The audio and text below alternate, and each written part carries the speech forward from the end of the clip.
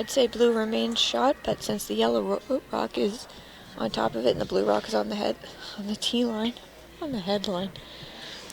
Since the blue rock is on the tee line, the yellow rock is effectively in control. It's a nice little blue rock sandwich going on there. Blue rock sandwich. Jennifer Baxter's throwing here. I think this is the first rock we've seen down this path. It is. Christina Black's really leaning on it there. I think curling quite a bit more than anyone expected. It's coming up. It's coming up nicely. Yep. Getting around the guard there. A little bit of movement on the yellow stone. The top yellow. It's still second shot, but it's unlocked them a little bit. I think blue's got to be pretty happy with that shot. I would say. Colleen Jones preparing to remove the long blue guard here. Sheena's in the hack. If successful this weekend, this will be Sheena's third trip to the show. I believe so. Where Scotties are being played in the Mosaic Center in Moose Jaw, Saskatchewan this year. The Mosaic Center. I looked it up today. Well, that's good. February 16th to 23rd.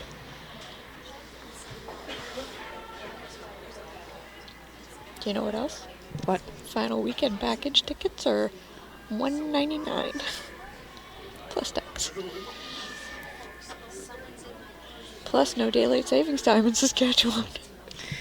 Denise went to university in Saskatchewan. All right, Jen's got a rock moving here. I think she'll be on top of those two blue in the middle. Emma trying to get it to move a little bit.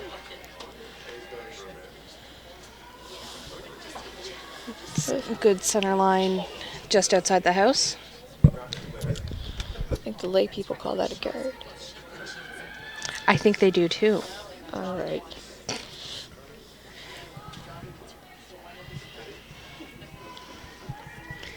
Colleen's calling to have that removed again.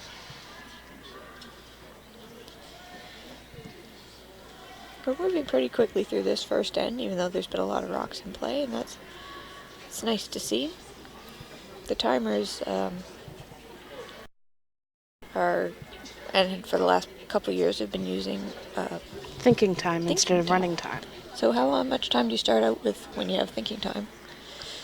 38 minutes. And that clock only runs when the rock's not moving. So when they're thinking. I guess, though, they're allowed to think when the rock is moving. Yeah, but a lot quicker. Yeah. I really like thinking time as opposed to run time because it means that draws can be played without punishment. Before, when it was run time, if you got into it near the end of the game, not only did you have to battle the other team in getting rocks in play, you also had to battle the clock. Yeah, make your calls extra fast, and then it would be excruciating while the rock was moving. Is that Christina? Yeah. Yeah.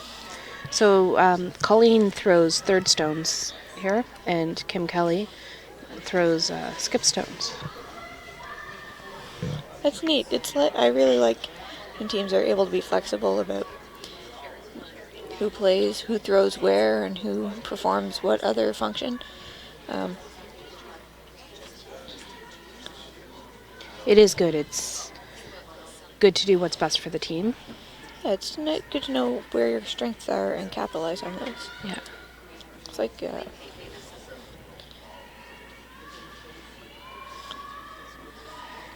might be seeing some large weight here from Colleen Jones in a second. Sheena and Julia getting ready.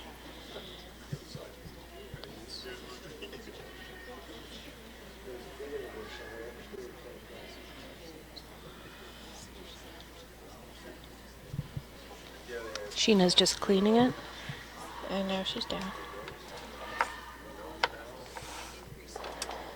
Got some movement there. Blue's still shot. Yellow, I believe, is second shot there. Yeah, I think yellow's second pretty much for sure. And that yellow rock, it would be a little bit more difficult to get out because of the blue rock at the back of the four. So Yeah, there's a catcher there now. I don't think Jones can be disappointed with that result. No, I think it went well. What's Marianne looking at here? I think she's going to put that center guard back. It seems like... Oh. Maybe a little freezy poo. Maybe a little freezy poo.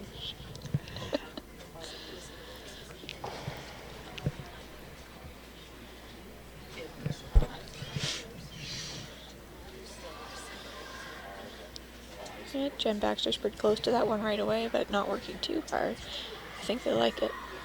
Oh, now we're trying to get it to move. She switched sides there. Both sweepers down. That's something you're starting to see more of. People... A switch from the inside sweeper? Yeah. Yeah.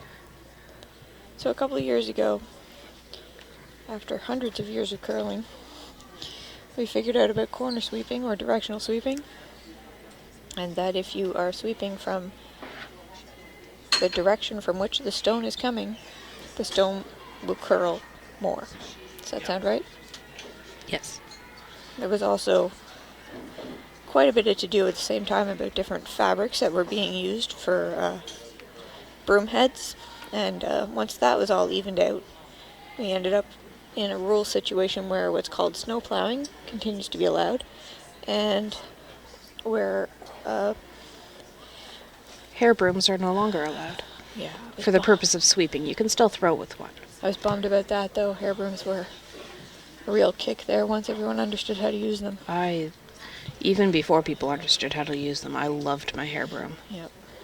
It was so good pulling the frost up. Yep. Anyway, I think Colleen and Kim just had a little chat. I missed the call there. Did you see it? I think you'll see Colleen try to come to this blue rock that's right on the button there. She's got enough ice, or the amount of ice I would think appropriate to come to that blue rock and maybe give it a little wiggle. Danielle did a wiggling dance. I noticed Colleen Jones is throwing with a flat broom now instead of the stabilizer that she traditionally used.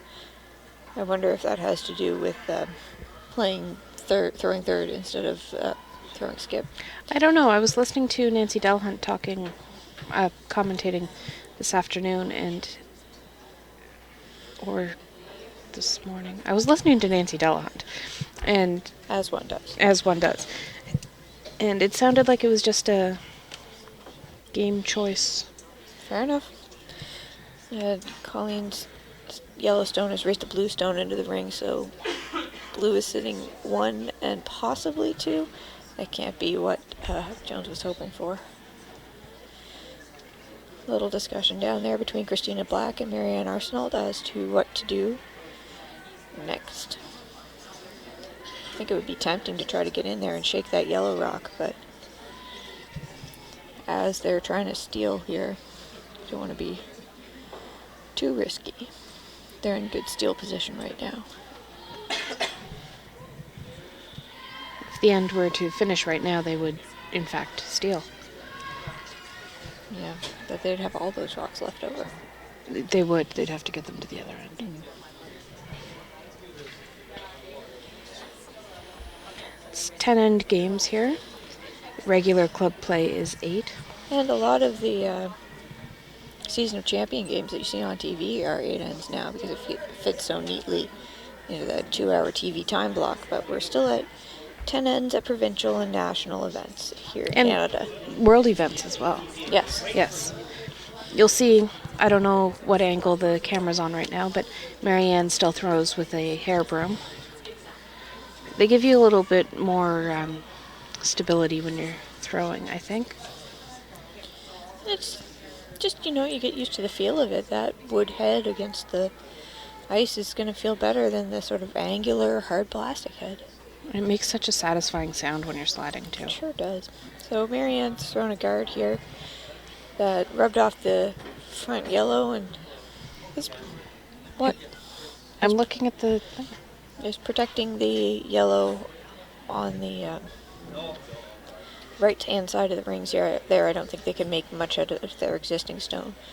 So Colleen and Kim are looking at the blue stone on the button that It's hard to tell from here, but maybe showing a little bit of his face out the left side of the center guard there.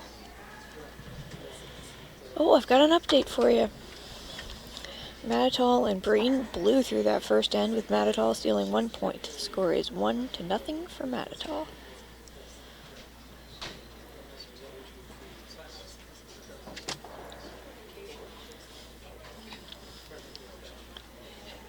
Kim and Colleen have the broom down here, just outside the 4-foot line. Not just outside. How far do you think that is, Danielle? About 4 inches? Yeah, I'd say about 4 inches.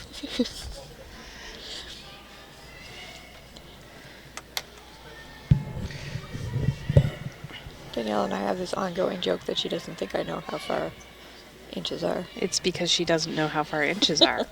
Actually, there's probably more. Like, it's not all the way halfway through, so it's way more than 4 inches. All right, the rock's moving. Say something. Well, they're sweeping. Julia Coulter sweeping to keep it straight there. Sheena's helping out. They must be a little worried about the weight. It seems to be curling. They're definitely by the front there. And clipping it. Quite a good piece of that blue one that was on the button. I think from here it still looks like it's got a good piece of the button. Yeah, but they moved it, more than I thought they could from the angle that I was looking from. In fact, it might have created a little bit of a pocket back there. Agreed. What would you be doing if you were Marianne now? Well, they've got to do something about that yellow rock. Either throw a guard like Christina's indicating here, or they've got to remove that yellow rock and roll to the outside. If they were to hit it and roll to the inside, there would definitely be a pocket at the back of the 4. And Jones, having last rock, would have an opportunity to get in there and sneak out a point. You don't like the freeze to your own that Marianne seems to be pointing to? That's definitely an option. I'm just saying, most importantly, what I don't like is a hit, any kind of hit and roll to the inside on that yellow rock. The freeze is... The thing about the freeze here is that it has to be... It has to be made. It has to... And it doesn't even have to be freeze. It just has to be top 4 or higher, because anything deeper than that's going to make that same pocket we were just talking about. Yeah, and make an easier pocket. Yeah. I think they've gone with the guard. Yeah, which I think is a wise play. They could be sitting 2 here, but even if they're sitting 1, that's good shape to be in the first end without last rock. Especially when you're stealing, yeah. Yeah. An update over on D. It looks like Brothers and Hilliard blanked. So Brothers will carry the hammer into the second end. And on B, McAvoy and McKetton Driscoll also blanked. Lots of updates. Very few points scored. 1 point, in fact, scored. 1 point. At 1 point in the Matitol versus Breen game, going to Matitol. Here's Marianne's draw coming down. Or guard. Guard. I think just on the 4-foot line, just curling a little bit off it. Yep. That's a little higher than Christina had indicated. Do you think it might be a little too high? I think there's still room to get by. It does seem to have a lot of curl. It does seem to work quite a bit there, yep. Alright, here comes Nancy. Nope, here comes Kim. Oh god. Nancy. I was thinking Nancy Delahunt because you just said Nancy Delahunt. Oh, I'm sorry. I'm sorry too.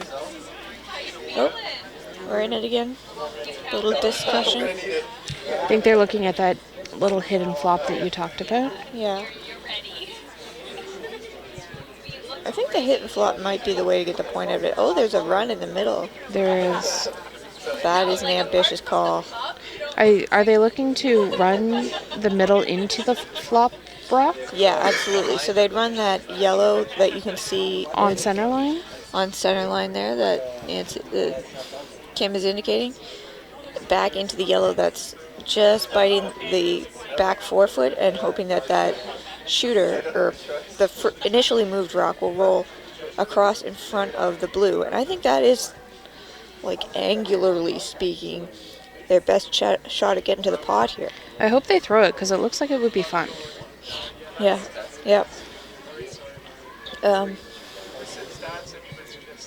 this is an example of why you want to make, like, far be it from me to question or lecture Colleen Jones, but this is an example of why you want to make sure club curlers like myself want to make sure that you keep the front open when you have last rock so that you have something to throw at the end to try to get yourself out of an end. Because a big steal of 2 would be big here for Arsenault. It certainly would. All right, we're about to make contact. And No, just... she got a little too little of it. I really like the attempt, though. I do too. It was thrown quite well, I think. So I'm not sure they got 2 there. It was very difficult to see from here, so we'll wait till the score goes up. Which will happen. You know, it would have been brilliant if that had happened right away, but they have things to do. Little team huddle down there by Arsenault. They're very consistent in that, which I admire. I do too. I think it's a really good thing. I feel like they've even built in time in the rules now for the team huddle. 2 points to Arsenault. Like 30 seconds between ends, or... Yeah. Yeah. I think it makes a difference, gives teams a chance, well, first of all, to put the rocks away, but also to have a little talk. It's really easy for the back end and the skip especially to feel isolated from the rest of the team, and to have that little moment to talk is a great way to stay connected and... make sure everyone's still on the same page. Yeah, absolutely. Yeah. So we talk about what we did in the last end, set our goals for the next end together, and then get to it. And sometimes it's just like, good end, let's keep going, or we can still dig out of it or something. Yeah, but any connection is great. Yeah. They have to be saying at the end of that end, good end, let's keep going though. Oh yeah. Okay, here's Emma's first rock in the second end. Looks a little hot to me. I think they're going to try and bring it right in now. Christina Black sweeping it a little bit. Top 4, top 8. Just a biting little the piece top of the top 4 there.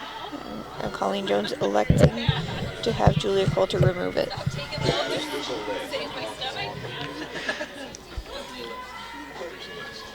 If you wanted to come on down to the Dartmouth Curling Club, we are located at 35 Canal Street in beautiful Dartmouth, Nova Scotia. It's pretty nice. I like it here.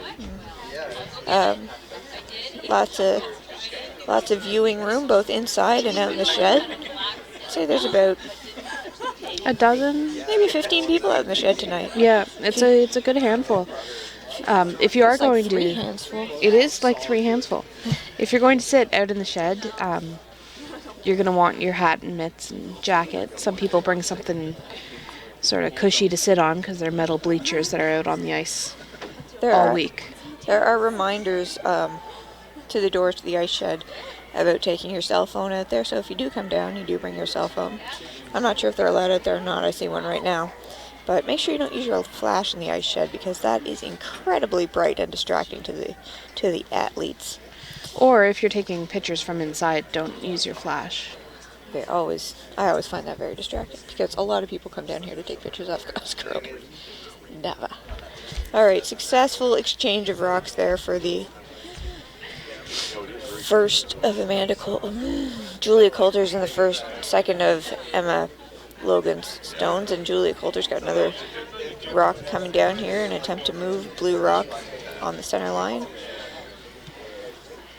Kim Kelly's working on it.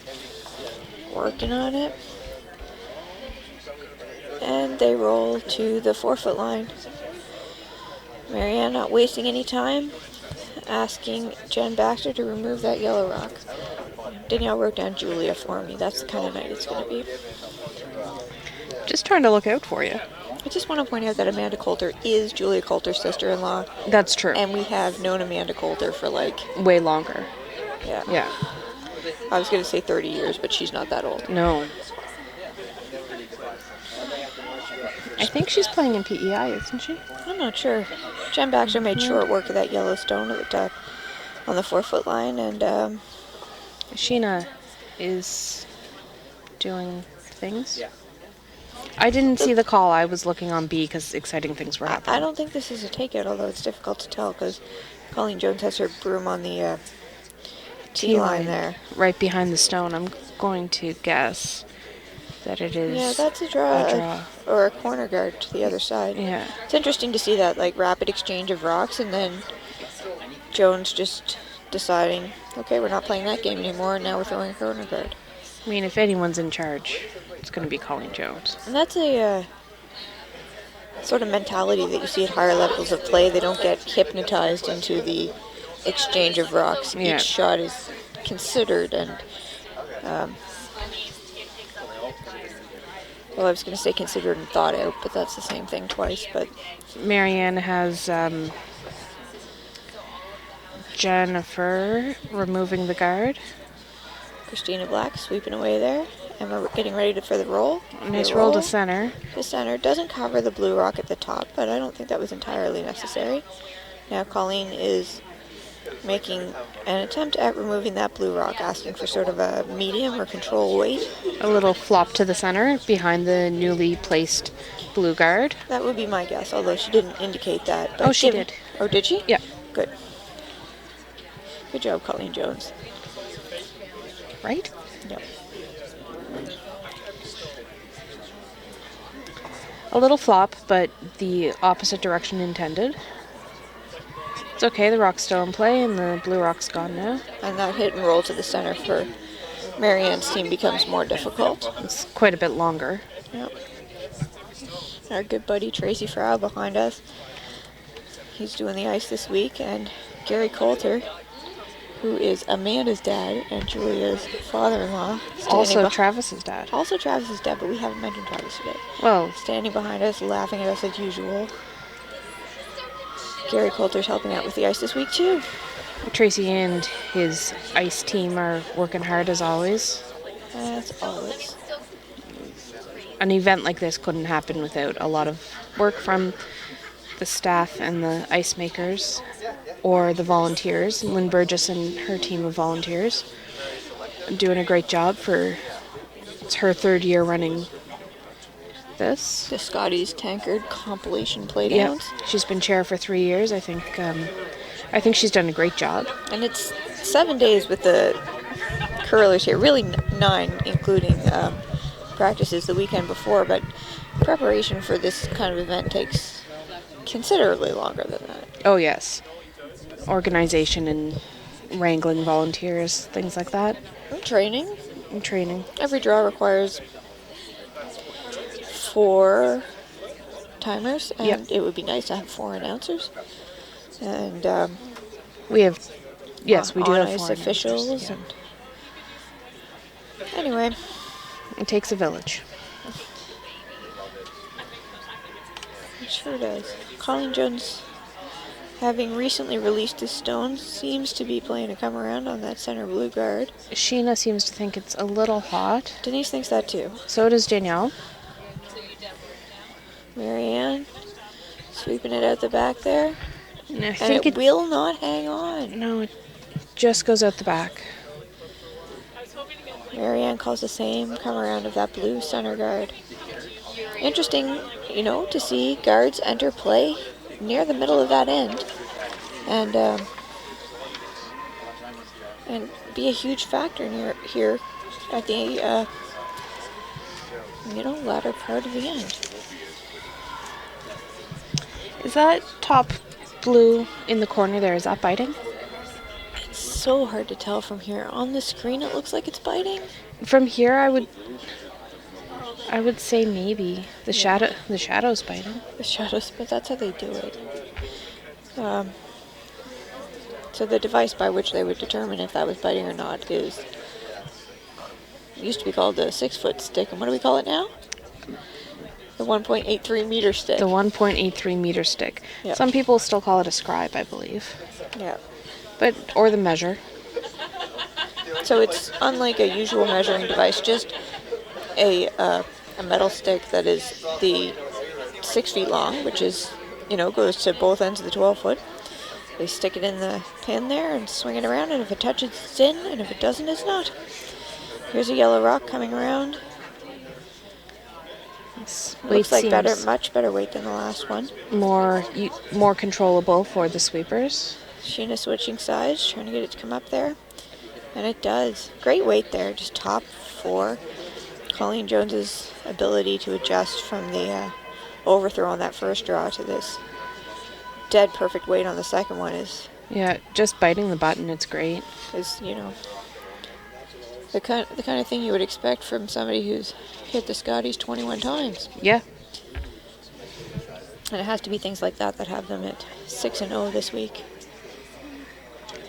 I think something interesting about Sheena switching sides, because club curlers might be saying, well, why didn't Julia just pick it up? But Sheena already had her brush down. Yep. And it was more efficient for her to just swing around than... And then the ice doesn't have a chance to get cold, you know? I know, that was a... Okay.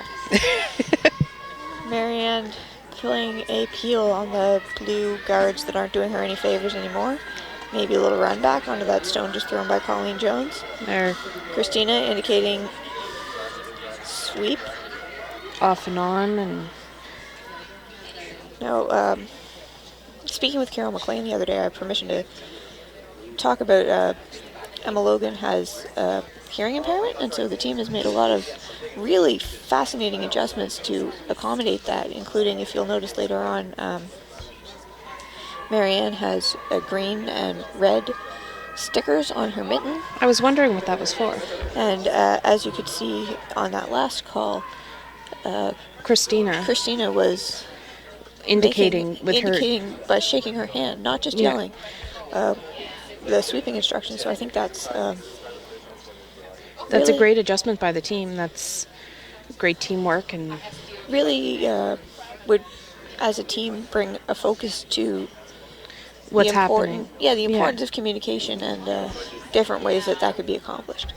Danielle and I had a really great opportunity a couple of years ago to play with a hearing impaired skip, and had a similar experience at a club level where we learned all different kinds of hand signals, and often it's loud out there, and learning those skills even for us has been really good. Really helpful. I always found when we played in women's spiels, it very difficult to hear each other. Yeah, because often in the evenings there's like one female skip out there, so 10 male skips, and so they're all yelling like this, and we're yelling like this, and you can't hear us all the time. I know, I shouldn't have done that.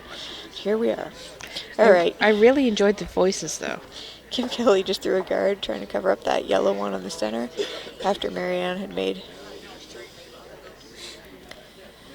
Nope. Yep. After Marianne hadn't made that run back, but had managed to separate those rocks. So now Marianne's going to come up to the corner of this yellow stone. Over here on B, just for a second, there are a lot of rocks in the 4-foot. Oh, yeah, it's jam-packed. It is jam-packed. I've seen a couple out of the corner of my eye of Mary McKitten Driscoll's games. I haven't had the chance to call for her yet this week, but she does like to have rocks in play, and it makes it interesting for sure. Marianne, back on our sheet, while Marianne Arsenault is throwing an update on sheet E, Teresa Breen has scored 2 in the second end to go up 2-1 over Mary Madgall. Mary's not here. They've got Colleen Pinkney, pretty decent stand-in. I would say. Mary is in the place right now where the junior nationals are with the team she's coaching. Which is amazing. And another blank over on D. Perfect shot here by Marianne Arsenault. Coming right down on the top of that yellow stone thrown earlier by Colleen Jones. Just moving it about 2 inches. So now she's got a good piece of the button. And I think they're talking about, they are going to draw and try and get a little more of the 4 and get their 2 back. Yeah, this will be the last stone of the end. So they play the 10 ends. At 5th end, they have a break, or after the 5th end, they have a break. Halfway through. Which is 5 minutes long enough to get a snack. Have a little talk with their coach and their alternate player. Make their plan for the second half of the game, and then get back in there. Kim Kelly's rock is moving. Both the sweepers are on it already. They're quite a ways out. Just coming up past on the the hog 4-foot line. I think they gotta go. Julia's really pushing at the back there. Sheena's trying. Just not enough weight. You know, I called a couple games. No, I didn't. I called one other game on C. And that path, I think, got a little... It did speed up, but that path right there, I have seen a couple of rocks come up shy on. And in this end, we really didn't see any stones out that far on that, like in that path. That's true. We're only in the second end, and I don't think we've seen much come along that side. Still quite fresh out there, and of course, the pebble in the center of the ice breaks down a lot faster than it does in the wings because that's the slide path. That's where people are exiting the hack. So they have the bodies traveling over that space and also the rocks. We're out in the wings, only the rocks are traveling over that ice. And people walking, which isn't going to break down the pebble. So. Update on B. McCatton Driscoll takes a big 4 in the second end to go up 4-0 over McAvoy. Well, with all those rocks in play, it was going to be a big end. I find, though, a lot of the time when there's that many rocks in play, it ends up being 1. So you never know. But the way that it was there was just a big splotch of yellow in the middle of the rings. Final update for you: Brothers versus Hilliard posts another blank, going into the third end with no score. Who started out with a hammer over there? They took him down. Brothers, I thought. I see Heather McPhee in the hack there. So, yeah, I believe Brothers started out with a hammer. Draw to the button here for Julia Coulter. And Emma is going to take that right out.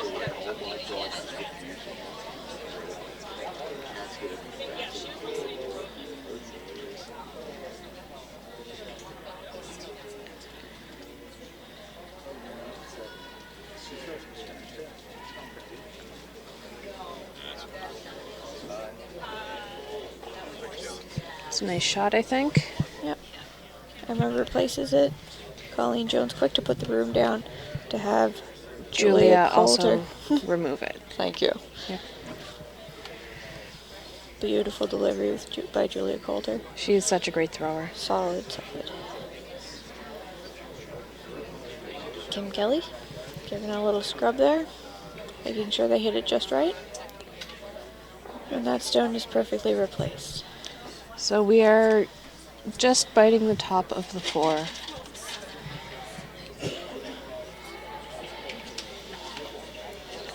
Emma's going to also be asked to remove this rock.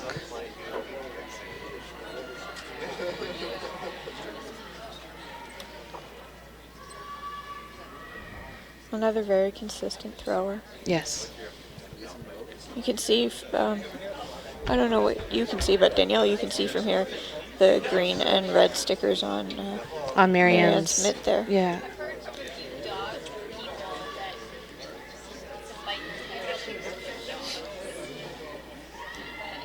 The stone's on the 4-foot line now. Sheena's going after it. It's got all of the 8-foot, but very close to the 12.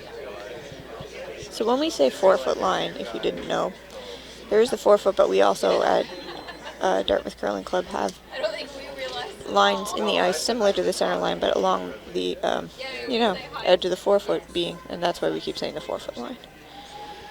I find them really useful when I'm sweeping, but also when I'm throwing. Yep. So there are some clubs that don't have them, and there are some curlers that don't like them, but I really miss them when we go to clubs that don't have them. And Dartmouth is largely a club curler club, an incredibly busy club curler club. An incredibly busy club curler club. Danielle's on the board here. Danielle is not on the board here. Yes, I am. So, but for a club curler, you could look at those 4-foot lines as guidelines because there's almost never any need to slide outside the 4-foot line when you're delivering. Because if you were to stand in the hack and, look Angles across the 4-foot line at the other end of the rink, you would see the edge of the 12-foot. So I think it's really a helpful tool for beginning curlers and, for any time curlers. So we're still in the business of 1-for-1 replacing stones. We're on the edge of the 12-foot here. Well, we're biting the 12-foot, but not all the way out to the edge, but halfway through the 8-foot. The monitor's making it look like it's about half on half. I would say that's about true. Marianne's asking for a roll here. Christina Black sweeping pretty hard to begin with. Little indication to gear down from Emma Logan. Emma's got it now. I think that's going to roll right through. I think so too. I don't know if that's exactly the roll that they wanted, but it definitely provides a change of scenery in an end where we've pretty much just been exchanging rocks. So Colleen's going to throw here. Top 4, I believe, is what's been asked for.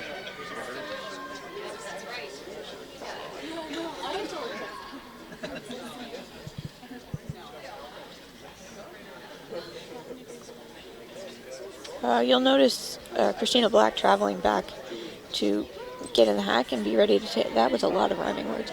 Get in the hack and be ready to take her turn at third. She was behind the house there discussing the forthcoming shots with her skip, Marianne Arsenault, but she stayed put back there until Colleen Jones's rock was moving and then hustled back, not interfering with the sweepers or the line call. It also, to save time, will leave her gripper and mitten back there, so then she doesn't have to return to the throwing hack to get her belongings. This is It's a big time saver. Yeah, and as like a young curler who's been curling her whole life, she does have sort of the privilege of being able to travel from end to end via slider, which is so much fun. But it does take a lot of skill to travel just by slider, but these time-saving measures are, helpful to keep in mind when you're curling for yourself. And also the etiquette things that you talked about, like staying still while the other team was throwing, and you can see that Arsenault's team, as soon as all the rocks had stopped moving, they're quickly dispersed so that they were traveling up the lines between sheets. They weren't traveling up the middle or walking 2 by 2. Anything to disturb the other team, because you really want to keep the game going. It's very possible to play, especially 8-end games, within a 2-hour time slot if you keep these things in mind. All right, Colleen Jones going for the hit on the blue that's back 12, Sheena Gilman.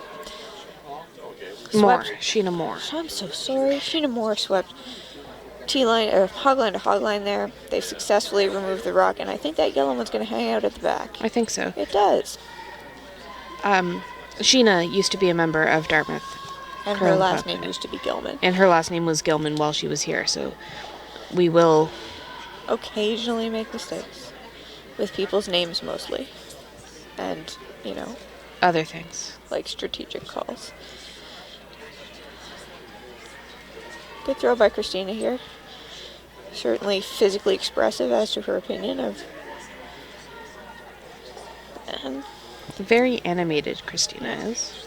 Got that one right on the head. Yep. Replaces a stone. Colleen wasting no time and putting the broom down for Kim. Kim's on her way down now. Just having a little look. And the front end has her rock in the hack for her. It's not unreasonable for Kim to be traveling now during what would ordinarily be her throwing time, as she is the person who's throwing last rock. Yes. Another thing that does save time while we're talking about it. The front end did put Kim's rock in the hack for her, and if she were to be throwing with a different broom or a stabilizer or something like that, they would likely put that out in the hack for her as well. Yes, I suppose that's something I could be doing for my skip on Thursdays. I'm afraid she'll trip on it, though. I don't think she will. I'll try it next time. Could also go in the other hack. Okay. That's what I used to do for my skip. Danielle's my skip on Thursdays. Denise used to be my skip. Okay. So that yellow rock is just hanging on the corner there at the back. I don't think it's biting anymore. It's not, no. Certainly Marianne is behaving as though it's not biting. An update over on E. Madital got 1, so the score is now 2-2 Madital Breen.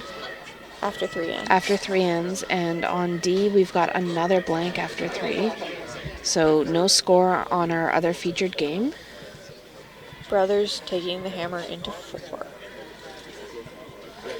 That's what I expect. That game will be played pretty open for a while. Emma Logan making sure that blue rock thrown by Marianne Arsenault makes it right to the tee line. Great sweep there by Emma. Colleen Jones, in typical fashion, has the broom down already for Kim Kelly in their attempt to remove the blue stone. Now there's a little bit of a risk of jamming on the yellow one at the back here. Not that much of a risk because it's Kim Kelly throwing it, but I would think that a club curler would look at that and think, oh, there's a jam.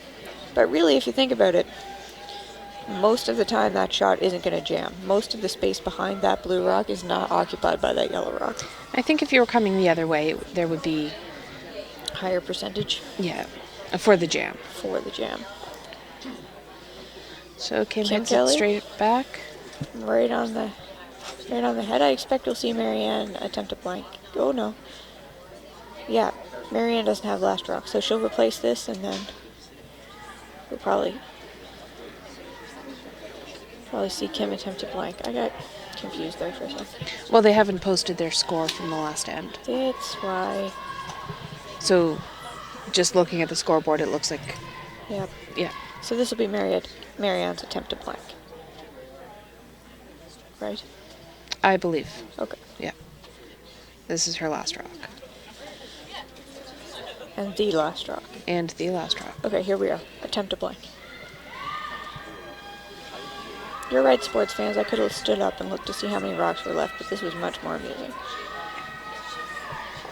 Alright, successful blank. The blank has happened. But how many blanks have we seen out there tonight, Danielle? 1 on B, one on... 5. This is the 5th blank tonight. And there have only been... Not a lot of ends. There will probably be a score over on our other featured game. There's several rocks, and they're on skips stones. Yeah.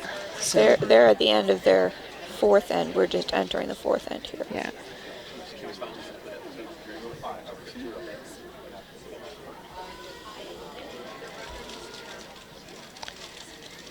At home, you might notice that, unlike previous years, you cannot see the time.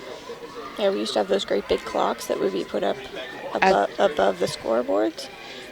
Now we are using computer monitors. Computer monitors for the clocks.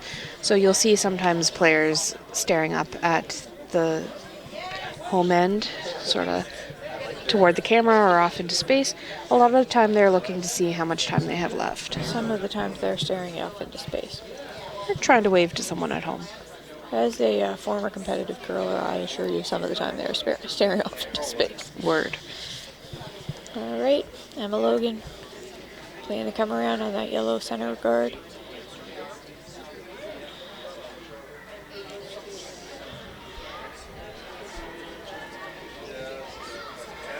Christina giving it a good sweep. Trying to keep it straight there. Communication between Marianne and Jen Baxter about the weight. Really gesticulating with their communication. You can see Emma's contribution and influence on the team, even though she's at the other end. The rest of the team is still very visibly communicating with each other, which I think is really great. Yeah, it's very animated. It does make a difference when things get really loud. And that engaging in the physicality of indicating the weight of the rock and communicating with the rest of your team has to be energizing as well, I would think. I would think. All right. Julia Coulter, in an attempt to bump the blue rock that Emma just threw off the top of the 4-foot there.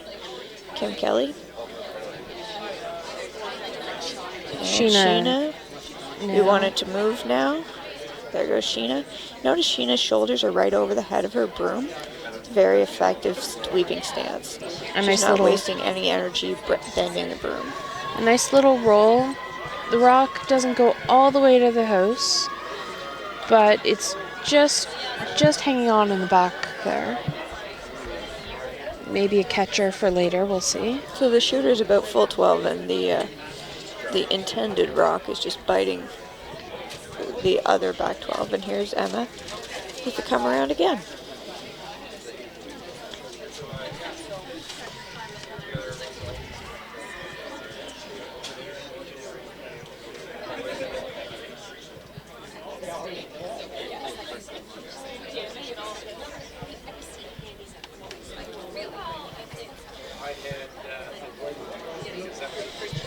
Colleen's going to take this as far back as she can.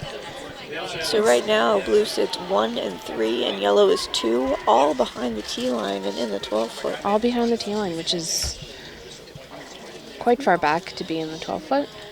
And that guard is really high, so the house is very available. It's still quite open, and we're on seconds stone, so there's still quite a bit of the end left to go. Here's Sheena with that come around we've seen so many times today. That looks a little bit hot to me. What do you think, Danielle? It does look hot to me, but if it could curl a little bit more, they would have some backing on that blue. Yep. And Julia's going to try to make that happen. No, it's just not coming down. No. Marianne makes sure. And we remain in the situation we were in previously. Marianne's looking at coming the other way for this come around. Now, this is the path that Kim was on, if she comes the other way. That was a tiny bit slower than the other side, so we'll see what happens here. Oh, she's looking. Nope, they're coming the same way that Sheena and Julia. Well, just about everybody else has come this way, yeah. Which might be why the other side is a tiny bit slower. Yep. Yeah.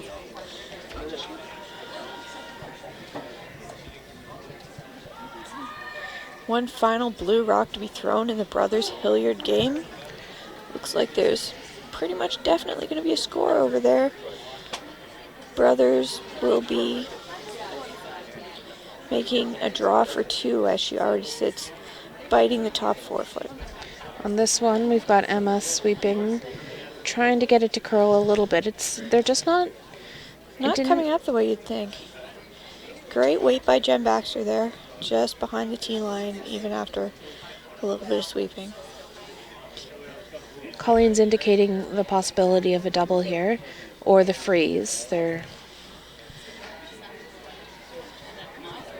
haven't quite decided which one to throw yet. Joe Brothers' rock is moving on D. Both their sweepers are really working on it. Colleen and Sheena and Kim are going to have a little chat here about what shot to throw. On the 9 Locks Brewery sign. I trip on that sign all the time. It's not raised in the ice or anything. It just startles me. Brothers team, great job for 2 there. After carrying the hammer for 3 ends, Brothers goes up 2-0 over Hilliard after 4 ends. And Hilliard finally gains the hammer. Did we report on the score on B? The score is 4-2 for McKitton Driscoll over McAvoy. And all square on D. On E.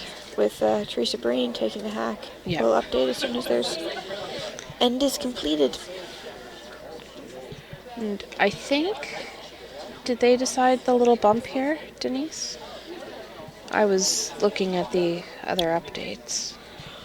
So were you. We both were not paying attention. Kim Kelly sweeping to keep it straight. A good way to guess if they're keeping it straight or sweeping for weight or sweeping for curl is if one person is sweeping, then it's for line, and if 2 people are sweeping, then it's for weight. Sheena's throwing a great shot here. Curls. Just bumping the blue one, ending up on the button. That curled more than I thought it would. It really came up nicely for her. Yeah. And what's this called, Danielle? Well, I was trying to watch Teresa Breen's shot, so I do not know. I wasn't just quizzing you. I actually was confused. But Jen Baxter capable of throwing that huge weight, is throwing a heel on the long yellow guard, and now the yellow belly of Colleen Jones's team is exposed. I'm not saying they're chicken, I'm just saying that there's a rock in the middle there that everyone can see now. Oh, you. Oh, you. Colleen Jones intending to remove the blue rock that's sitting at the back 4, presumably to roll away from her. There's a possibility of a double there.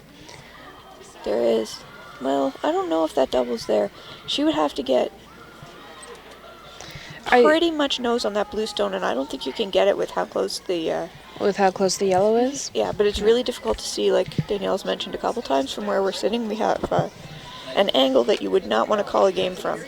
Not, like, commentate a game, but, like, put the broom down from. Yeah, because from here it's there, but... From here, it's there. Sheena keeping it straight. Colleen wasting no time getting that rock moving. And Julia's trying to get it to come up. The blue rock has successfully removed. The yellow rock jams on his friend in the back corner. Yellow sits 1, 3, and blue is 2 and 4.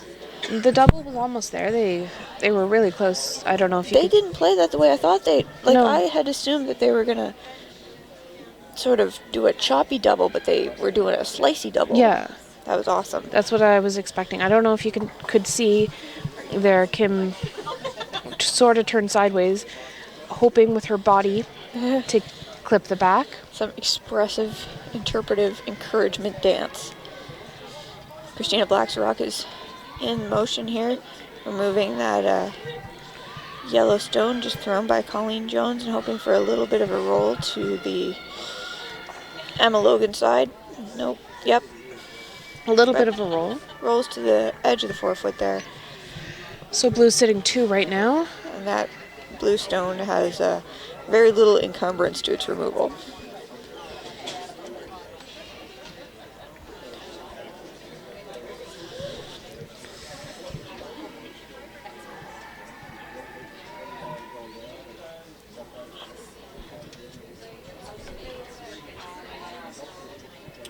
Colleen's rock has been released.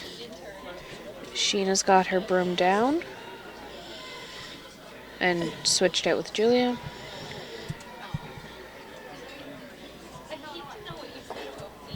A nice roll to center there.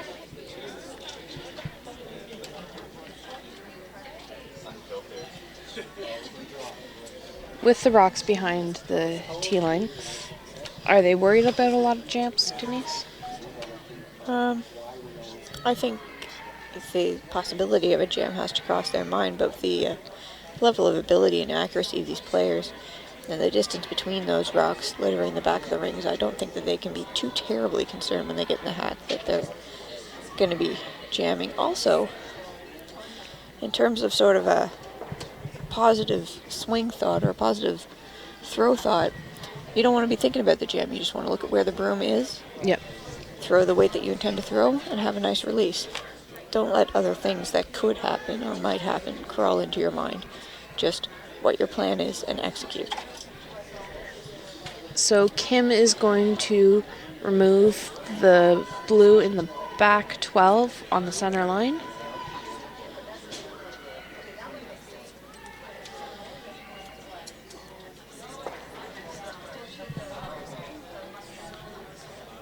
It's funny sometimes to throw a hit on the center line at the back because, as you know, the further the rock travels, the more it'll curl. Mm-hmm. When you're putting the broom down on the center line at the top of the rings, often you're not giving very much ice, like maybe a hand width. But the further back you go, you have to, add ice for the amount of distance that stone's going to travel. I mean, You do, yeah. higher in the house the center line to sort of measure against. Another thing that was interesting that just happened is you don't see very often, but Kim has a lift delivery. I don't see that very often anymore at all, do you? No. I haven't noticed. I don't know if it's on all of her shots or just on hits, but she did lift the stone there, have a little bit of a backswing. So the decrease in prevalence of the lift delivery, to what would you attribute that, Danielle? Technology. I think a lot of the reduction in the lift delivery had to do with, reduction of possible injuries because the lift delivery is, that stodes weigh around 42 pounds. Keeping that up in the air. The longevity of a curler is significantly increased if they don't need to be popping 42 pounds up in the air 16 times a game, 20 times a game at this competition. And the fewer moving parts in your delivery, the less likelihood of something going a little bit wrong. Exactly. So like the swinging motion of a lift delivery has to be exactly perfect in order to ensure line. And ice is better now. Ice is better now. Oh, a surprising flash there by Marianne Arsenault, leaving Colleen Jones sitting 1-2 at the back of the rings. Kim is going to put a stone top 12, maybe just biting the top 8 on the center line. That was surprising. I thought it was going to move. I thought she had a piece. Yeah, I thought surprising was the word for it too. Fortunately for Marianne, she does have last rock here, so Kim's going to toss one up the top 12 there, try to make things a little bit more difficult for Marianne, but as they say, skips draw, and so Marianne has got to prepare herself for a draw to probably the 8-foot or the 4-foot, but it'll be against 3, and that's big pressure. That is big pressure. Now, she will have stuff in the back of the house if she needs it, but it's looking like she will also have most of the 8-foot to draw to.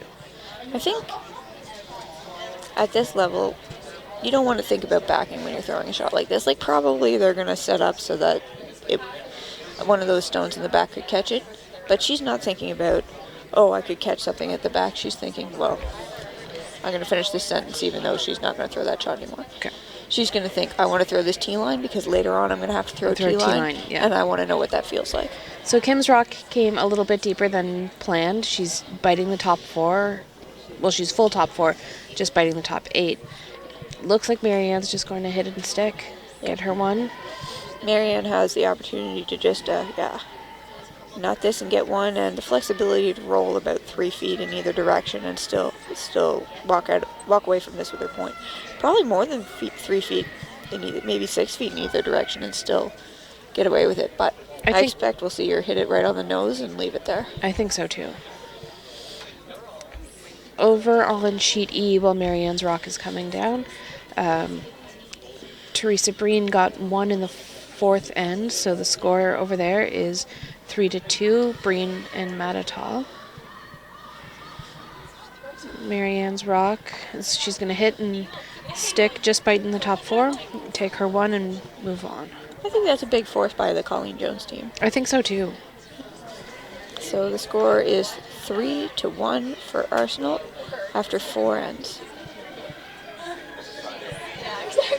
We haven't updated you on B because the end is still in play. And again, lots of rocks in play, not as congested as that previous end. I really think a lot of rocks in play is McKett and Driscoll's go-to, and her ability to use them is... And to force games into a multi-rock situation. Yeah. I'm happy for her and impressed by that. Yeah. Okay, team meetings are over. Jen Baxter's cleaning up the hack there, and I assume Emma Logan is getting ready to throw. She's settled into the hack and just cleaning her stone and around the hack a little bit. Little in-between end conversation between Marianne Arsenault and Colleen Jones, who I know our listeners will know have played together a couple of times. Yes, now is the time for that data. It looks to me, from my reading of Wikipedia, that they went to the Scotties maybe 8 times together, 99 to 2006. Since then, Marianne has been an additional 5 times. So Marianne's looking to go for her 14th time. That is a big number. That is a big number. As we said earlier, Colleen Jones is looking to go for her 22nd time.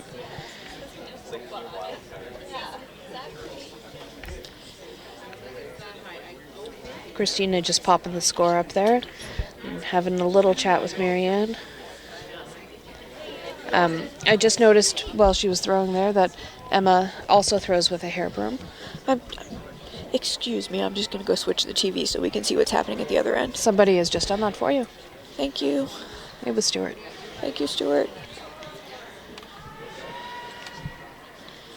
Alrighty. Blue rock removed. Yellow rock on the tee line in the 8-foot. I've noticed we haven't seen a lot of guards starting out ends in this game, which I'm a little bit surprised about. I think during the beginning, sort of the first half of games, you see teams play a little more open, save some more time. Yeah. Yeah. Alright. Oh. Emma, we're making an attempt so far to remove that yellow stone on the tee line in the 8-foot. A little speed wobble Emma had there. I think Christina working pretty hard to make that happen, and a great roll to the center. Really good sweep by Christina. Good team shot by the Arsenault team. A nice recovery there by Emma. Just looking over, I can just see the times.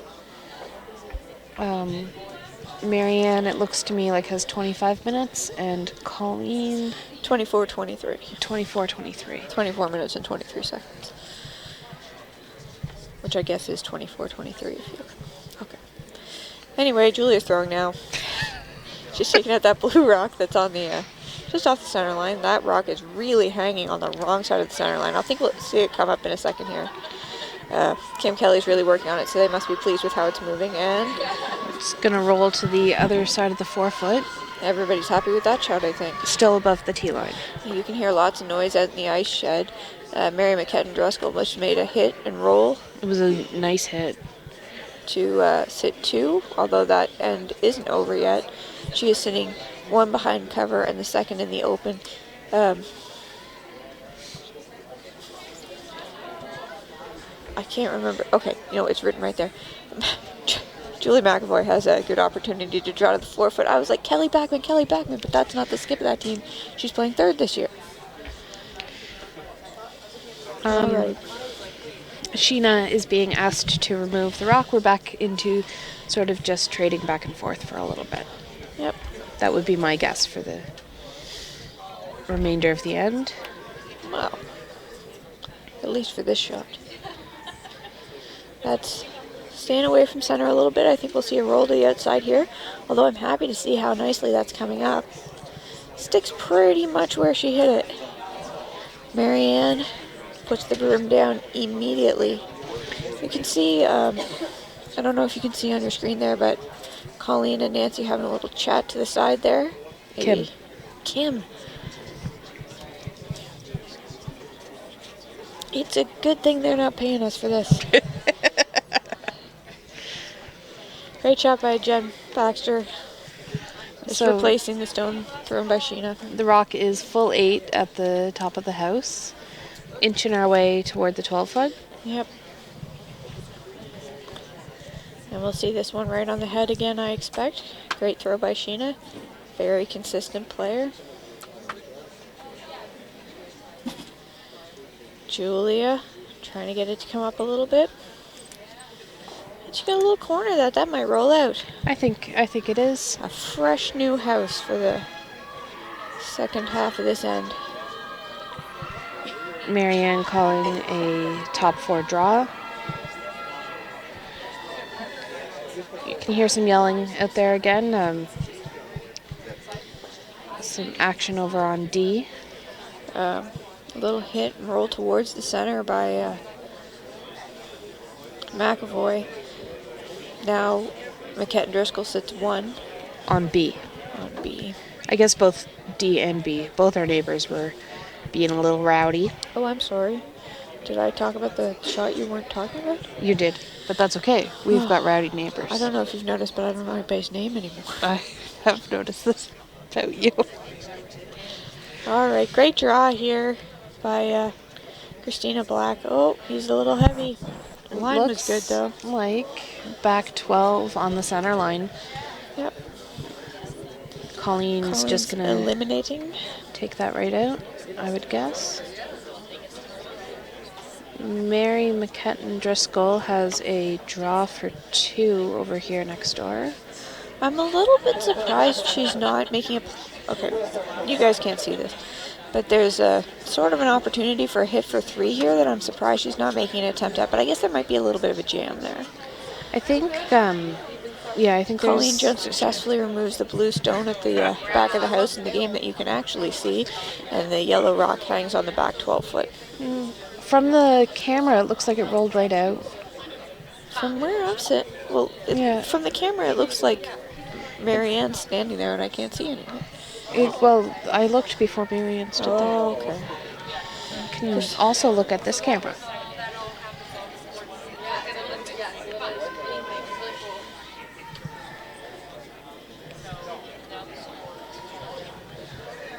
Christina throwing another draw down that same path. Seems to be sliding right on by. Might stop in the house. We'll see. We'll see if Kim can have a say in it. Full 8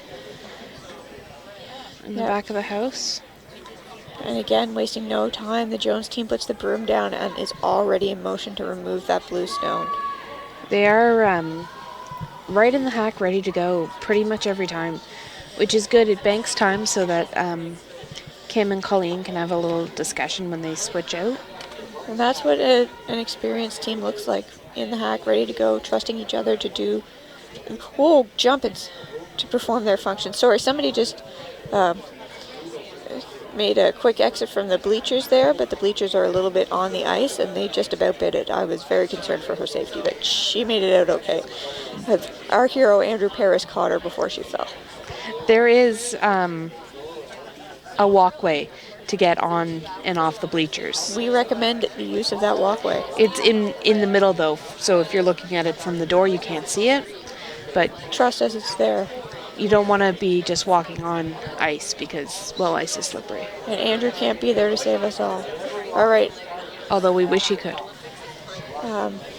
Andrew Paris is the technical director for the Nova Scotia Curling Association. We've been seeing a lot of them this weekend. His kids play in the junior program here at the Dartmouth Curling Club. Where are we located, Danielle? 35 Canal Street in beautiful Dartmouth, Nova Scotia. It's pretty nice. It is. Marianne playing a takeout with possibly a long roll here, but she rolls to the center. Blue sits 1. Yellow is still around, but I don't think they're biting, just like Danielle said.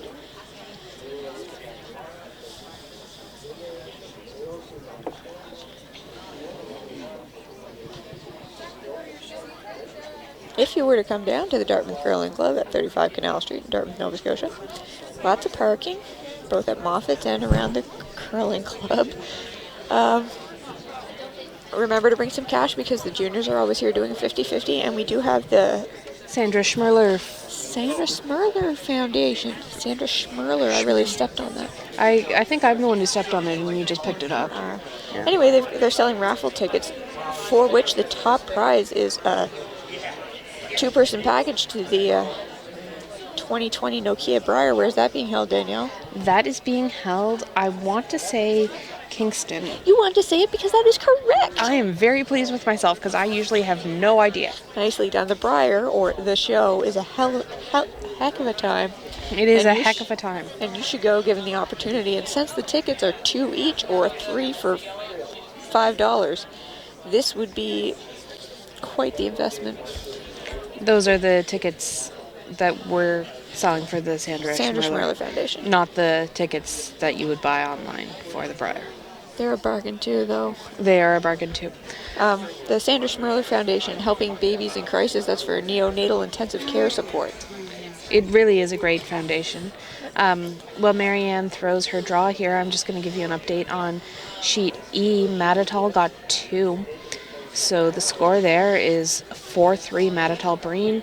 And on sheet D, Hilliard got 1. So the score is 2-1 for Brothers going into their 6th end. Marianne really using her horses here, trying to drag that blue rock to the back to involve that yellow rock, which is, although no longer in the ring, still a factor in this end. It is a great catcher back there. Where she left it, Kim is going to have to try to just pick that out, I think. Not a great catcher for Colleen Jones right now. No. Oh, we've just been updated by our mom that the Sandra Schmirler Foundation tickets are actually finished being sold. The draw was done this afternoon, and our good friend Shirley Graham, frequent Nokia Briar attendee, has won. That's very exciting for them. I am. I'm excited for them. What a thrill. Yeah.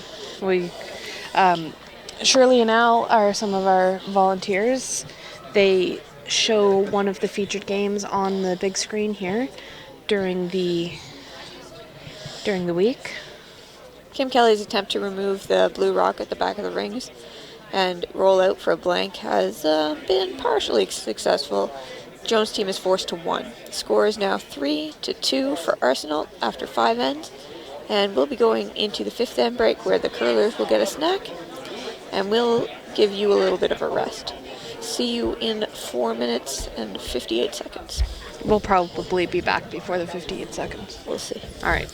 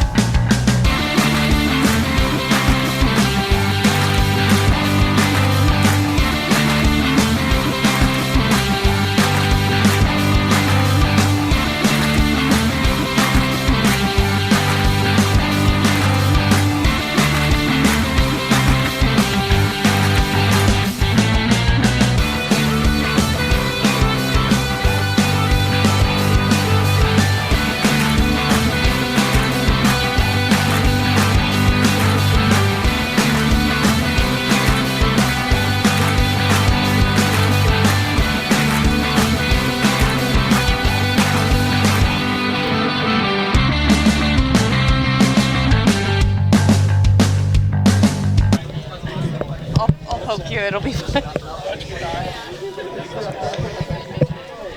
Welcome back, sports fans.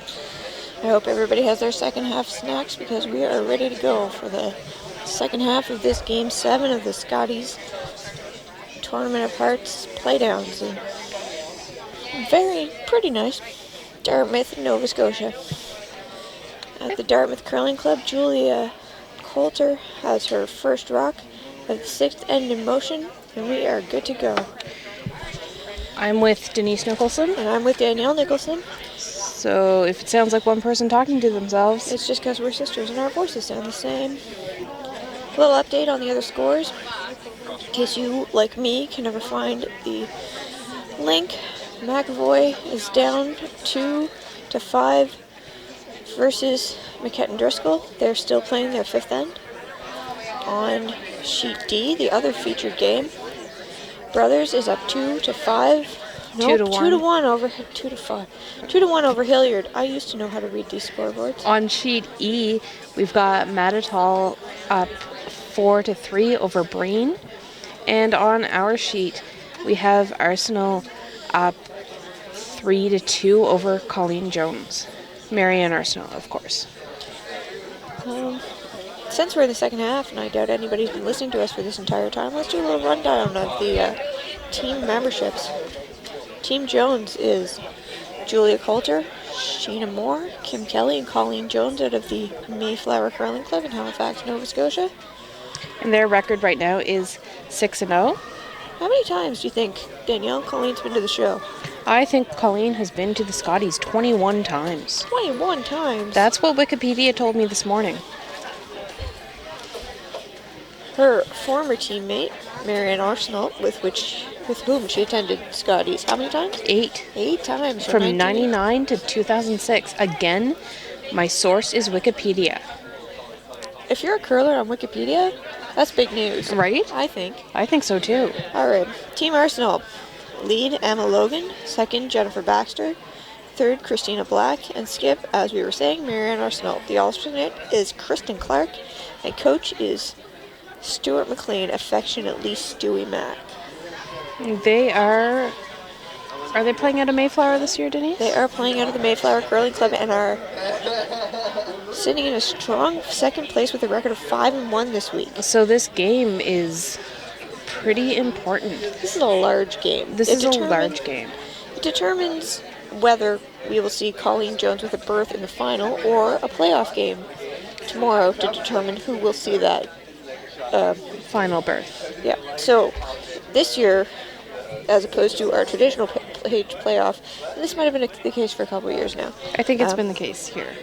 The winner, the team that comes first out of the round robin, which is every team plays every team. Each team plays 7 games. The top team goes directly to the final, and the second and third team play off to join the top team in the final. This year, the market will be opened.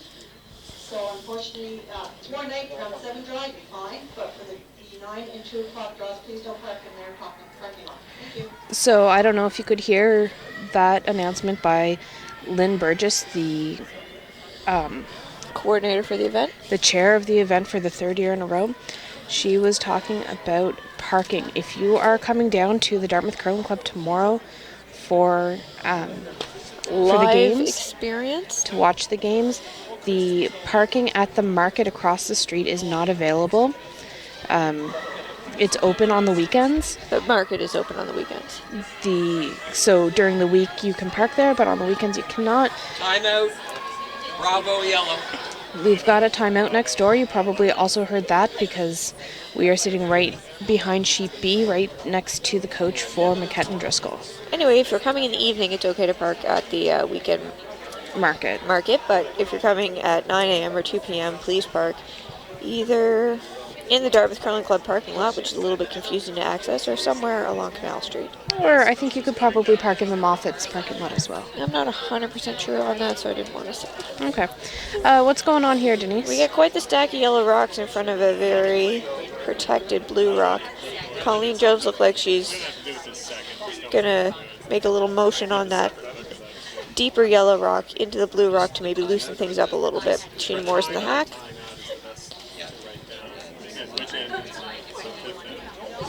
And the rock is moving. Julia Coulter is kind of just keeping it clean. We've seen a couple of unfortunate picks, especially one that Stuart Thompson had in this afternoon's game. No. Yeah, he gave up 4, a steal of 4. He had a lovely draw going down, and it just picked. It was really unfortunate. Had trouble coming back. So what's a pick? A pick is when the rock grabs some sort of debris on the ice and changes direction or handle or stops completely. That's one of the reasons it's really important for club curlers, especially who have older grippers, to make sure that your gripper is clean and not wearing down. Because as they were saying on the broadcast I was listening to this afternoon, your gripper starts to wear down. Where do you think that rubber is going? Yeah. Some of it's going on the ice. So make sure you keep your grippers in good shape, and don't wear Outdoor or dirty shoes. or fleecy things that could leave little fluffers on the ice. It's Here's one of my favorite things that you don't see very often, but is just a tragedy when you do. Somebody gets a haircut and then they come down to play. right after they get the haircut, As soon as they get the haircut. Oh, it's frustrating. because then you get little people hairs all over the ice too. And regular sized people hairs as well. Yeah. All right, Colleen Jones is in the hack. We just saw a similar call set up by her team where they ended up playing sort of a medium length guard, and I wouldn't be surprised to see the same thing again here. Marianne Arsenault's team had promptly removed that. And this looks like about guard weight to me, and that's what Kim Kelly is indicating. Sheena and Julia working away.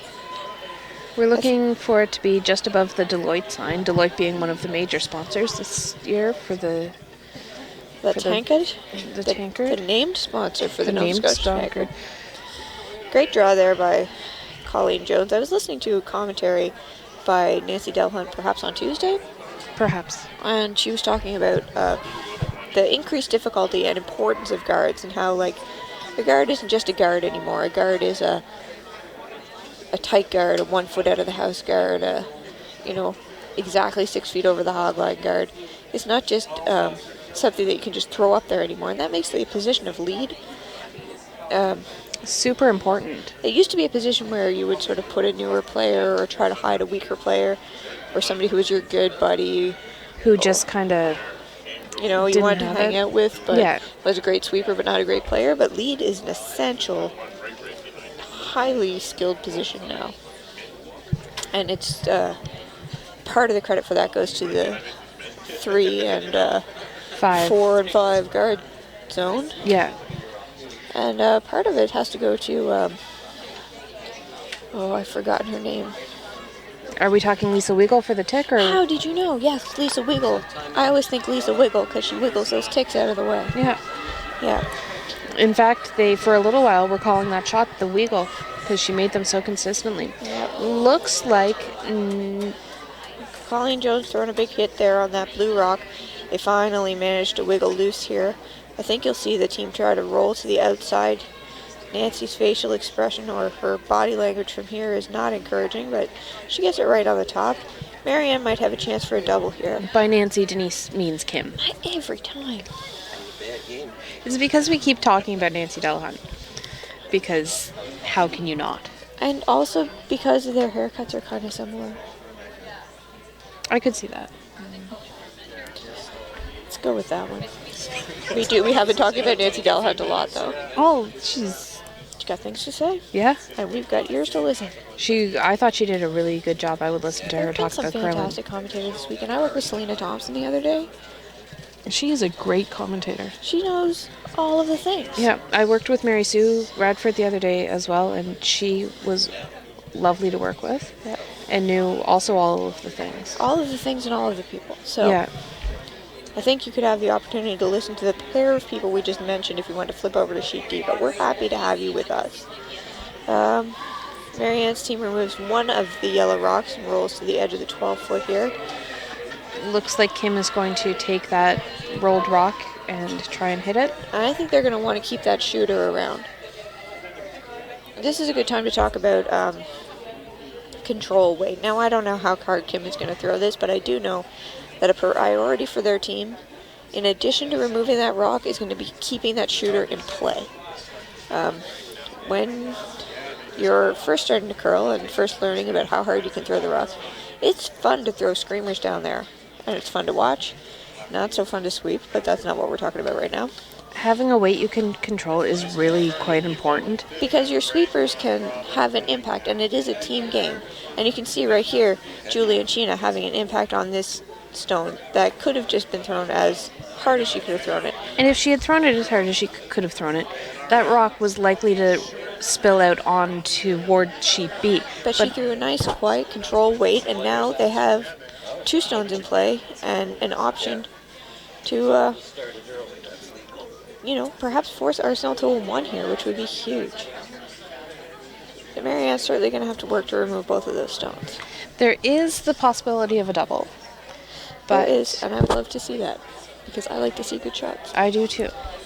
But looking at the monitor there, it is a pretty sharp angle.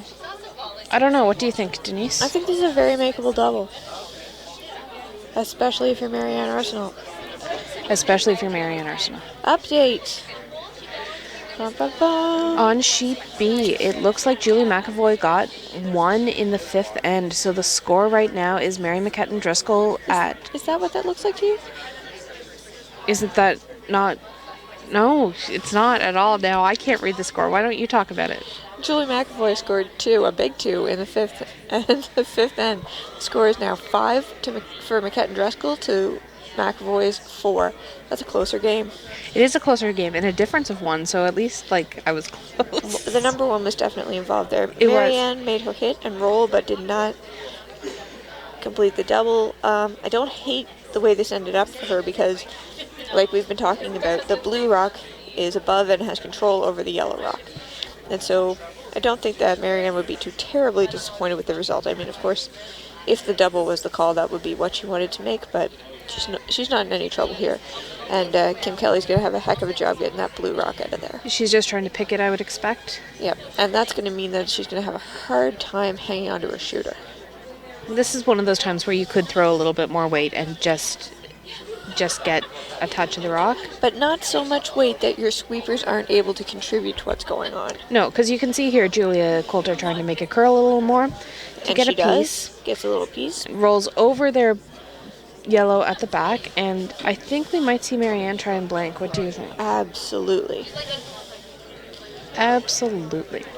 If she blanks here, she's got the hammer going into an odd end. Now, a lot of the time on TV, they talk about hanging onto the hammer in an even end.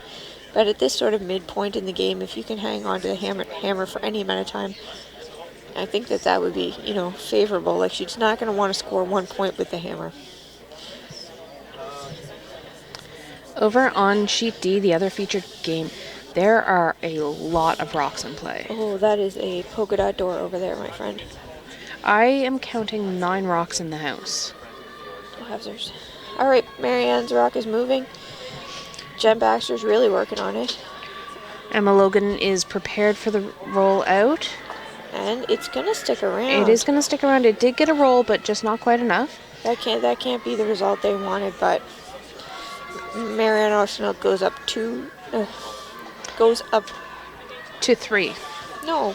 Yes. The score is 4-2, but she goes up to a lead of 2. The score is 4-2 for Arsenault after 6 ends. I don't know. I guess it turns out neither of us know how to read a scoreboard that we've been looking at for most of our lives.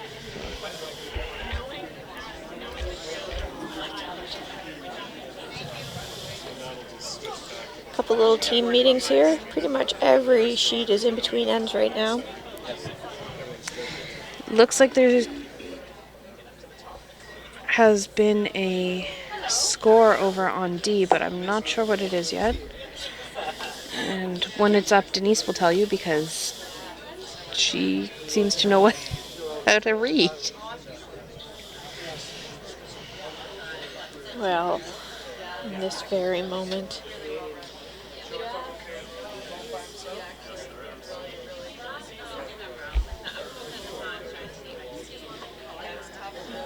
Okay, Marianne's got the broom down. I expect we will see a draw to the top of the house from Emma Logan here. What do you think, Danielle? That would be my assumption, yeah. Statistically speaking, the likelihood is high. We've got Christina Black sweeping right away, right out of her hand. Jen joining her now, so it might be a little lighter than they're expecting. Maybe a little lighter than they were hoping, but looks like it's in the paint to me. Yeah, I'm thinking top 8, maybe full 4. Yep, full 4. Good call. Good shot there, Emma. And Julie Coulter's locked and loaded, ready to exchange rocks with Marianne Arsenault's team again. A lot fewer blanks on all the sheets the further into the game we go. I think blanking is a good opportunity to get a sense of the ice without taking any huge risks. And a great way to bank some time. Banking time. All right. A hit. Pretty much stick for Julie Coulter. And Emma Logan's getting ready to go. Christina Black's really hustling back here. She's got her gripper in her hand. But this team's got lots of time. Just an update on the time. Both teams in the 20-minute range. Marianne is at 20 minutes and 30-some seconds. And Colleen Jones is at 20 minutes and 9 seconds. Now, I'm no math expert or anything, but they both started out with 38 minutes, and that means that they've used significantly less than half their time in 6 ends. And they're doing that to, as Danielle likes to say, bank time, so that at the end of the game, when the difficult decisions come into play, they have the time to take their time to make those decisions. Sorry, I hit my microphone. I thought that was a meteor. Again, 38 minutes is of thinking time, not of shooting time. So teams that play a lot of draws and guards aren't punished. I like thinking time. I like thinking time as well. And if you are just tuning into us or didn't listen to us in the first half, we did talk about how you used to be able to see the clocks in the background. They would be above the scoreboard. Now they're up here with us. Curling technology has entered the 1990s, and the clocks are now digital. Well, they were digital before, but now they're used computers. Yeah. We're sitting by Danielle's co-board member, Ralph Jacob, who is operating time clock for Sheet B. What is Christina doing here? I think you're going to see this as sort of a tight guard in front of that blue stone that's already in the house. She had just sort of swung around to the other side to help it curl a little more. It's pretty much a dead perfect guard. Yeah. It was a great throw by Jen Baxter. Yeah. And Colleen's looking at this double here, which I like. I like it too. Another, I think you'll see Colleen call this double from the same side that the yellow guard is on, in the hopes that, in addition to making that huge double, they get a little bit of a flop towards that yellow guard. That would be a lot to get out of one rock. That would be a lot to get out of one rock. But that's why they're going to the Scotties 22 times. That's true. Well, they've gone 21. 21 times. Yeah. Kim Kelly gave that a really good sweep, and both rocks, I can't quite see if that rock went out. I'm fairly confident that that was a solid double by Sheena Moore. Gilman. Moore. Yes. Man. So, in the second half of the game, we seem to have switched places. Well, I got an update for you today now. Oh, do you? On Sheet E, Breen has tied Matatal, scoring 1 point in the 6th end. The score is now 4-all. What's happening over on Sheet D? Is there an update there? Oh, yeah, there sure is. The score is now 4-1 for Brothers over Hilliard. Brothers scored a big 2 in the 6th end. Everything's big right now. Big 2. Everything's big right one. Well, there's some big games happening out there, so the big team meeting here by Arsenault. This is really important that Arsenault wins this game to give them the chance for a berth in the final. They've got a young and also experienced team, I don't think playing that extra playoff game would hurt them at all. I don't think so either. Um, I really like this team meeting. They're having a good discussion, exchange, and making sure everyone's on the same page. all parties included, and as we mentioned earlier, Emma Logan has a bit of a hearing impairment, and you can see the communication is much more visual than you would ordinarily see, and like really good eye contact between teammates and physical gesturing indicating what the plan is. Marianne even has colored tape on both sides of her mitten. Can you see that right now? Pink on the and shot green, there? I'm not sure. And that is to help them indicate what is expected. I expect different signals with the tape mean different things, but I'm not sure. Anyway, the team landed on the removal of the guard that was closer to the center, which Jen Baxter successfully completed and then rolled to the other side of center. And Colleen is asking Sheena to draw behind their corner guard. Which I think is an aggressive play, which I like to see. I like to see it too. So I got the great opportunity to commentate with Selena Thompson the other day, and she did a really concise explanation of aggression in curling. So in most sports, you would think that aggression would be the hard, fast-paced, moving shot, like a hit. Yep. You would think would be more aggressive, but in curling, adding rocks to play is a more aggressive play, and so in curling, a draw or the softer shot is aggression, and the safe play is often the hit. So this is a beauty draw by Sheena, aggressive play by the Jones team. Marianne is looking to hit and roll behind their own corner center-ish guard. Yeah.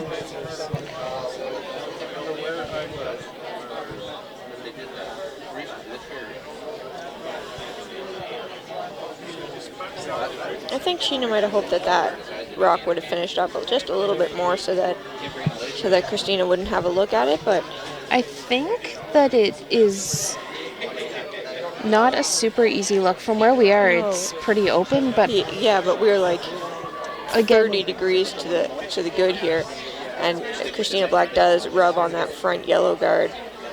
So I didn't give Sheena the credit that she deserved. That stone really did suck around.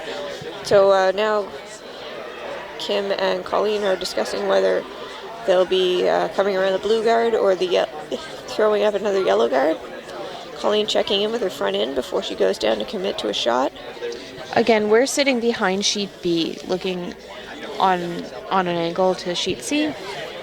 So things that might be shot, we can see the monitor, but sometimes it's hard to tell. Yep. Colleen and Kim having a discussion there. Deciding to protect what they already have, which is that yellow rock in the 8-foot there, leaving that solo blue rock in the center. And I don't mind that play, tell you why. Because the Jones team has last rock here in the 7th end, and they want to make sure that they give themselves an opportunity to get to the button at the end of the end if they have to. Yeah. And by making a play behind that blue rock, that gives the blue rock a little bit more power than it has right now. Yeah. As it stands, they could remove that blue rock were it necessary, but if they were to come around it, they've committed to keeping that blue rock in play. And I don't think that's what they want to do right now. I think we'll see Julia Coulter sweeping this most of the way down. Yep. It's moving though, isn't it? Yeah, Wow, Sheena's just kind of keeping it clean down in front, and that rock's almost going downhill right now. yeah, Oh no, perfect weight. I don't know what I was saying. That's Colleen Jones throwing. I think gonna end up right on the Deloitte sign. Yep. Pretty much exactly what they asked for. Yeah. So Marianne's got to find a way to get in there. Come after. Oh, I like this aggressive draw that Marianne's calling. Is she calling the draw, or is she? Oh, there seems to be a Freezing. change. Because there's No, I'm the looking freeze, there's the draw, and she could run that yellow into the other yellow too. She could. I don't think that's where she's going to go right now. No, I think Does she's seem gone like with she's the going to freeze. play that freeze, like you said. Yeah. Christina Black.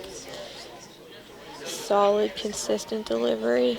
Really nice throw. Jen Baxter sweeping right out of her hand. You see, like we were talking about before, Jen, when she's sweeping, I hope she has to go hard again so you can see what I'm talking about, really puts her shoulders right over the head of the broom. There's no energy wasted there. She's got all her weight working for her. Really efficient sweepers. Yeah. This Great is a great shot. Even though they got a little bit of a bounce off the yellow rock there. They are sitting shot now. The blue rock is still in control of that yellow rock because the blue rock couldn't be impacted because of the available path without also impacting that yellow rock. Look, Emma's got a pretty good grin on her face right there. I think she's happy with that result. She should be. It was a great team shot there. Yep. Let's see what Colleen Jones has as a comeback here.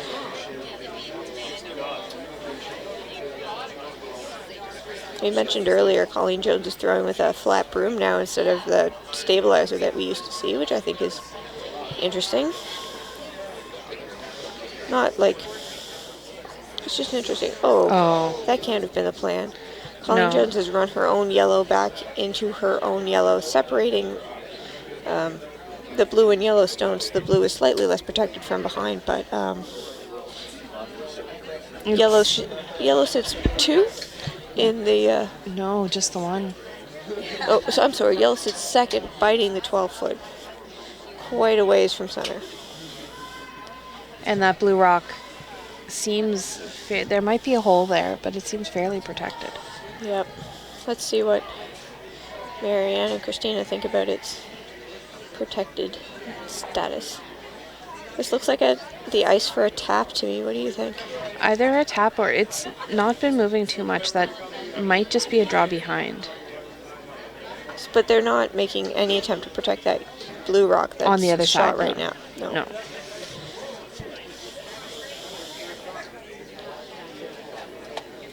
One of the angles that the camera shows us, it looks like they've got, probably from the hack, almost all of that blue stone. Yeah. And by they, you mean Colleen Jones's team is going to have the opportunity to attack that blue stone? I would believe so, yes.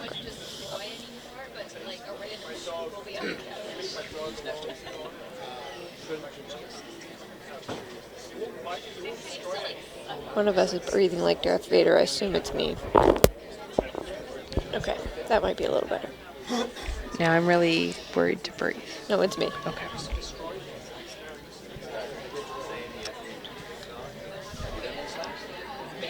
Marianne just taking a second in the hack, making sure her sweepers know what it is she plans to do. And that's another great thing that you see at this level. There's no multi-stops on the way to the hack. The sweepers meet the skip in the hack, and any conversation can happen there as the skip is preparing for their shot. And that's a real time saver. It's a real time saver, and it's good for the sweepers to know what's happening, but it's also good for the skip to not have to mess up with their pattern. Yeah, they are able to just continue their focus, and that review of the planned shot in the hack is of benefit in maintaining the skip's concentration. Really, it reaffirms the shot too. Yeah, Marianne really sunk that tap there. Like, that's a beauty shot. They're 1-2 right now, both behind cover. If Colleen gets, if the Jones team gets a piece of this blue one, from this angle, I would think it would be difficult for them to roll to be protected or roll to be shot. I'm not sure from this angle that we're seeing here, because I'm streaming so that we can see the other angles. I think that she could get the inside face of that stone. I think she could. That would be interesting. Possibly Marianne had hoped that her tap would go a little bit deeper than it did, because that would make this shot more difficult to, fully accomplish.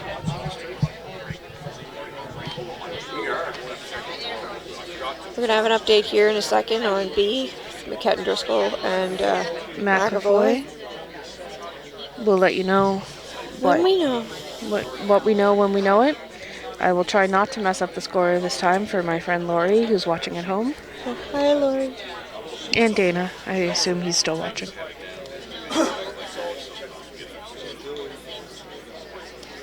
Little chat in the hack here for Kim Kelly. Probably talking about weight. Probably some encouragement, positive thoughts, affirmation. Sheena's got her broom down right away. Yep. I can hear them yelling through the glass and the microphone. Oh, the headset. Oh, and she's a little bit tight there. That's too bad. That is too bad. So it opens up the middle. Which isn't bad if you're Team Jones because you've got Last Rock in this end, but it does give ample opportunity for Marianne Arsenault to protect that previously vulnerable blue stone. They being Colleen Jones's team, would have liked to to affect that shot stone in that last shot while they had the chance.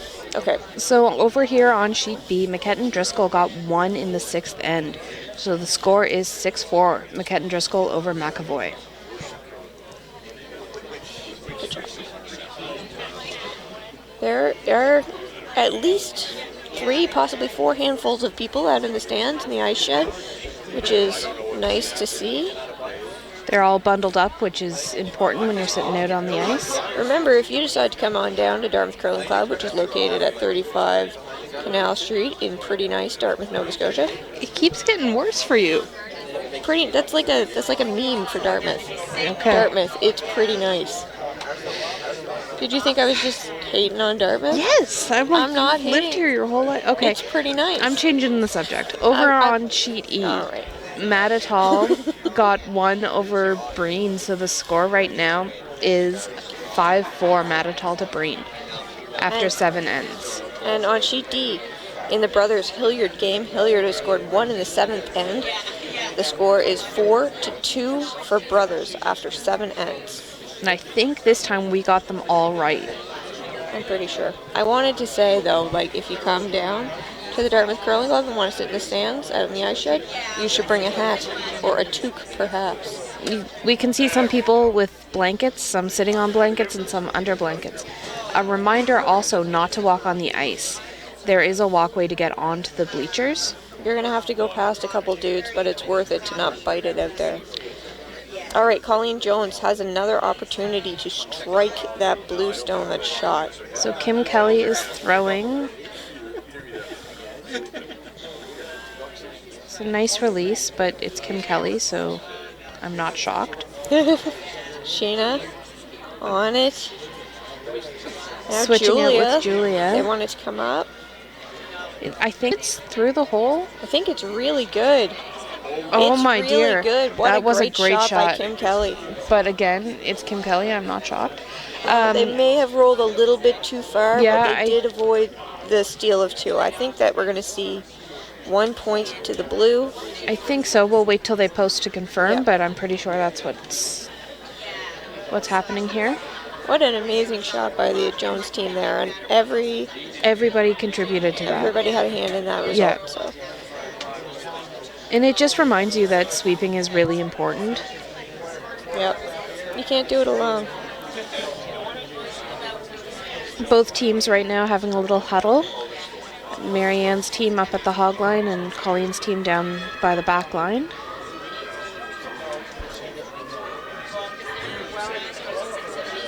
Everybody going to their respective places, and Christina just posted it was 1 point, so Arsenault is up 5-2 over Jones.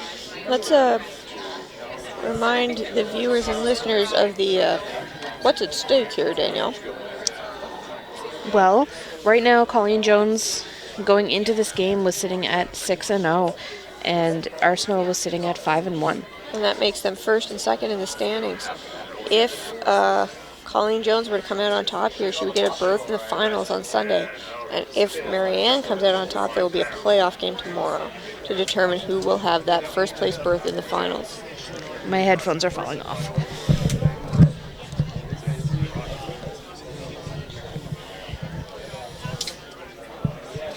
In a just absolutely shocking turn of events, Emma has been asked to throw her first stone into the house on the center line. She's throwing that consistently and well. And that's what you need in a lead. It is. It's kind of like sometimes a dull position to play because you are throwing that same shot again and again, but also the ability to repeat that same shot again and again cannot be undersold. It's so important to be consistent in that or any position. And she's been putting it basically in the same place every time. Yep. Full 8, just biting the 4. Julia Coulter also playing really well. Asked to remove the rock and got a little flop to the full 8 just outside the 4-foot line. Emma again is going to be asked to remove Julia's stone. Bing! Update on E. Update on E.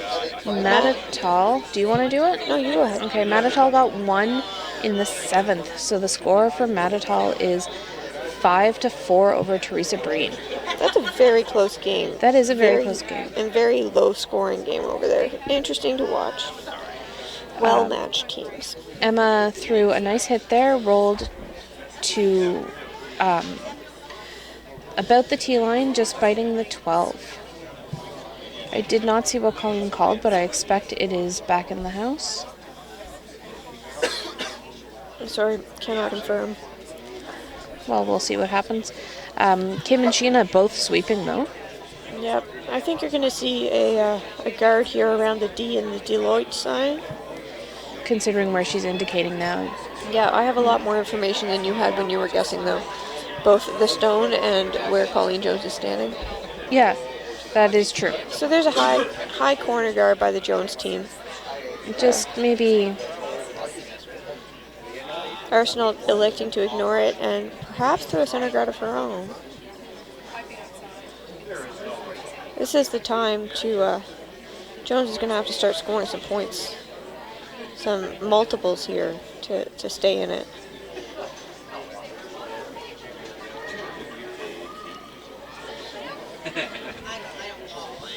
Both sweepers working away.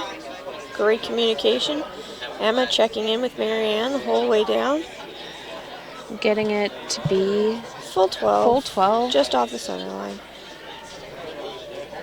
Colleen determining that she's going to come around her corner guard, I think. I mean, that's what it's there for, right? Yep, we're going with the draw. Sheena, ready to go. It's a nice slide by Sheena. Yep, consistent thrower.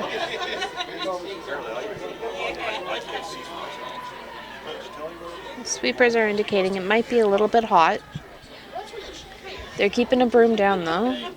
Kim's trying to get it to curl. Yep, we really want it to come really nicely around that yellow corner guard. It looks like it did. I'm not sure if it's going to poke out the other side or not. No, I think that's pretty dead perfect.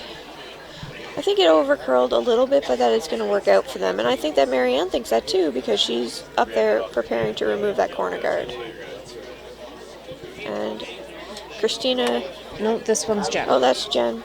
They've both got blonde hair and glasses, and I'm far away. No, I understand. Anyway, so ready to go. And like you said earlier, the ability to throw that big weight. I think from your camera angle, I'm not sure, but you might have been able to see Marianne and Emma stopping rocks from going on to the next sheet. Another great tip for club curlers. It's really important for safety and to not affect teams next door. Yeah.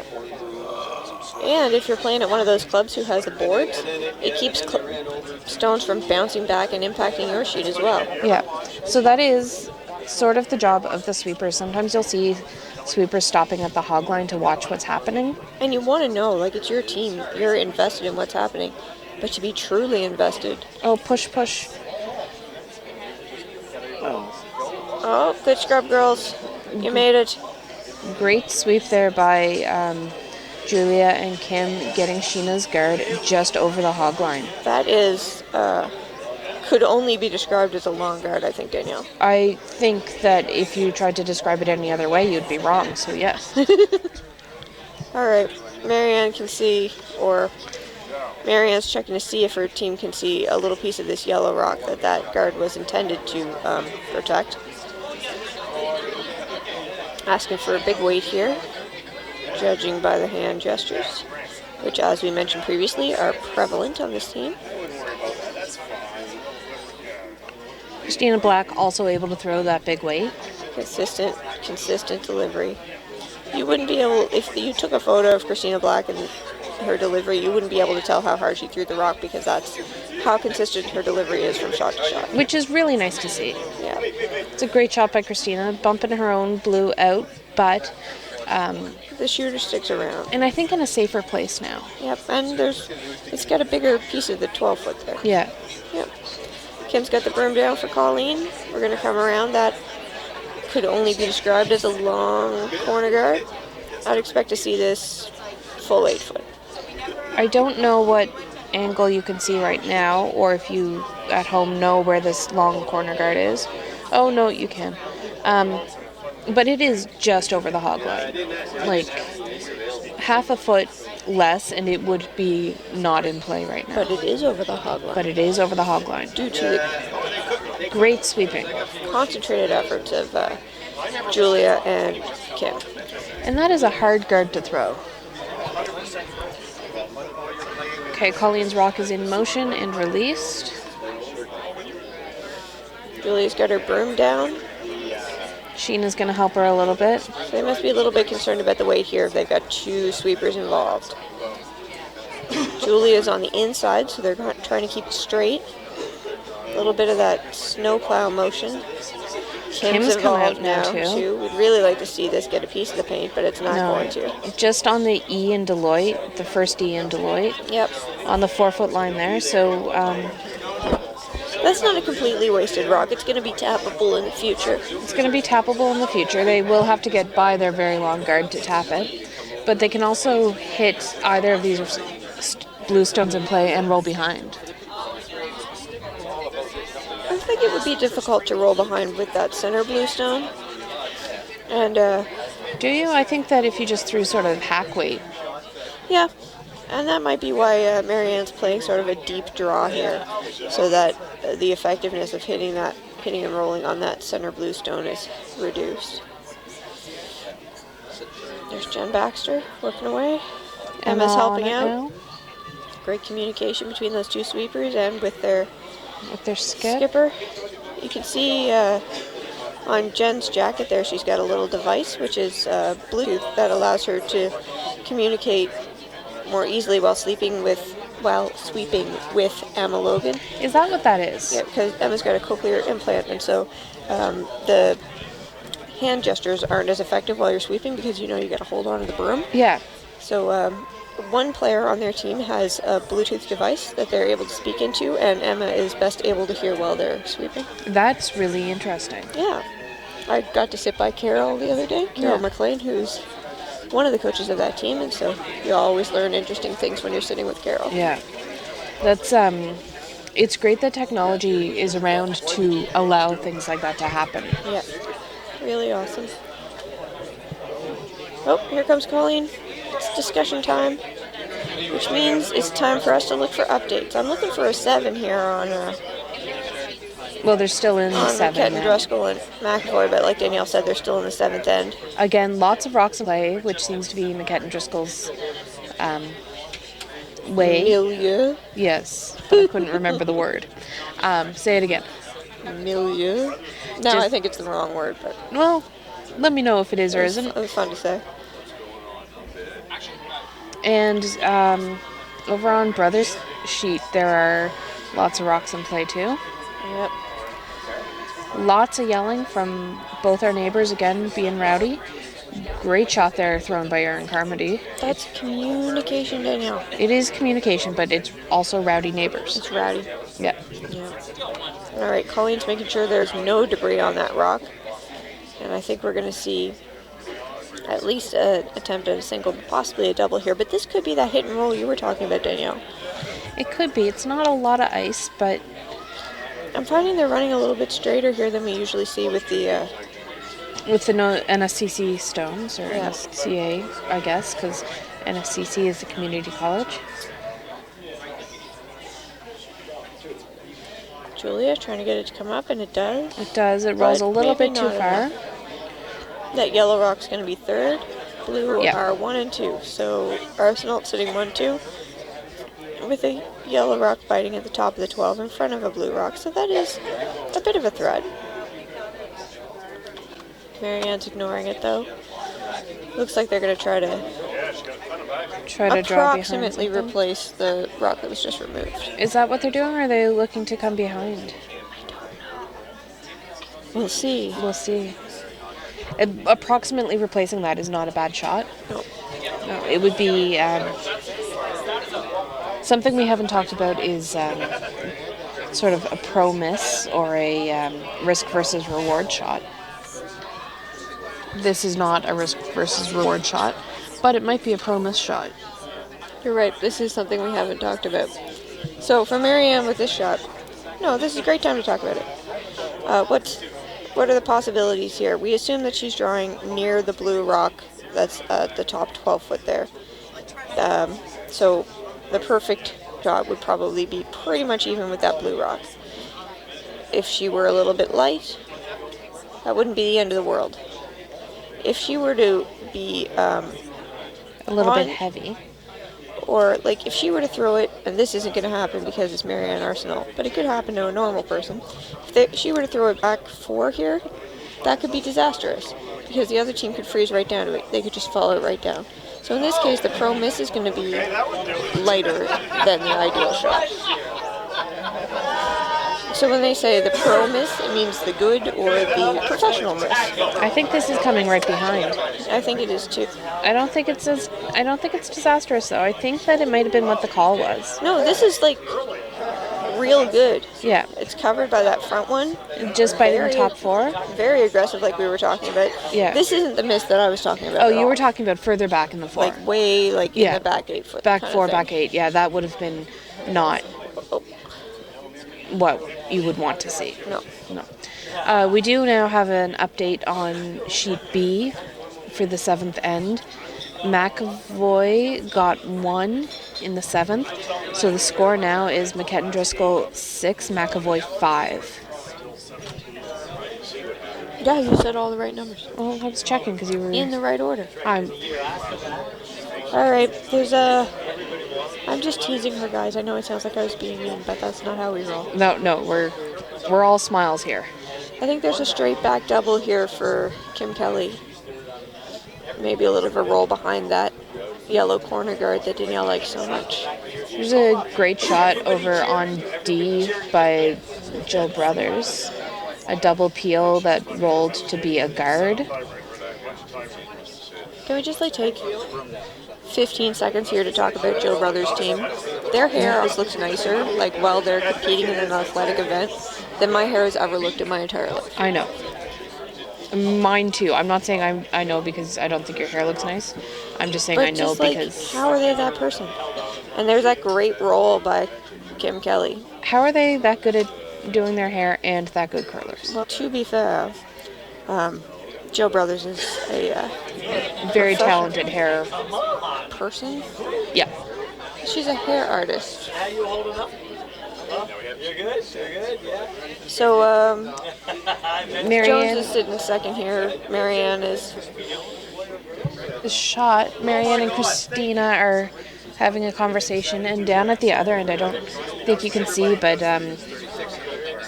Jen and Emma are sort of stacked up in the hack there, both squatting down, trying to see what it will look like from the hack. And I think you're having some good long-distance team communication there. I could see some gestures coming from Jen and Emma, and their body language now, cleaning the slide path, seems to indicate that they knew exactly when the decision was made, and it was time to get cooking. And they seem happy with the decision that was made too. Marianne coming back to give her slide path a little sweep. There might be a piece of debris out there. This will be Marianne's last rock at this end, so she wants to set herself up in a position that Kim Kelly and Colleen Jones are going to have to Deal with it. Work hard to get their 1 point here. Yeah. She doesn't want to leave them the possibility of an easy shot for 2. Over on sheet E, we've got an update. They are just burning through this game, aren't They you? are. Breen got 1 in the 8th end, so it's all square at 5, Breen and Matatall after 8. Again, it's a 10-end game. 8 ends is like 80% of the way into a 10-end game. You're welcome.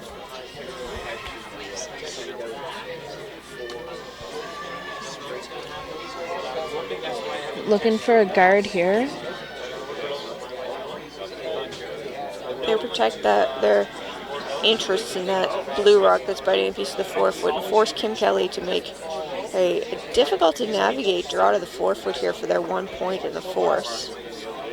I think there's room to get in there, but There's definitely room, but it's not a wide open draw. and it's not a nose hit for 2. Again, Sheena's down at the other end, sitting in the hack, trying to communicate how much she can see of the stone, which she said none or not enough, and also sort of how the path looks. While Kim Kelly's traveling here, you can see the whole Arsenault team is gathered together above the hog line on the side opposite to where the broom is being held, and that's like the pro place to be standing right now. You don't want to be interfering or being perceived to be interfering with the other team's very difficult shot in hand.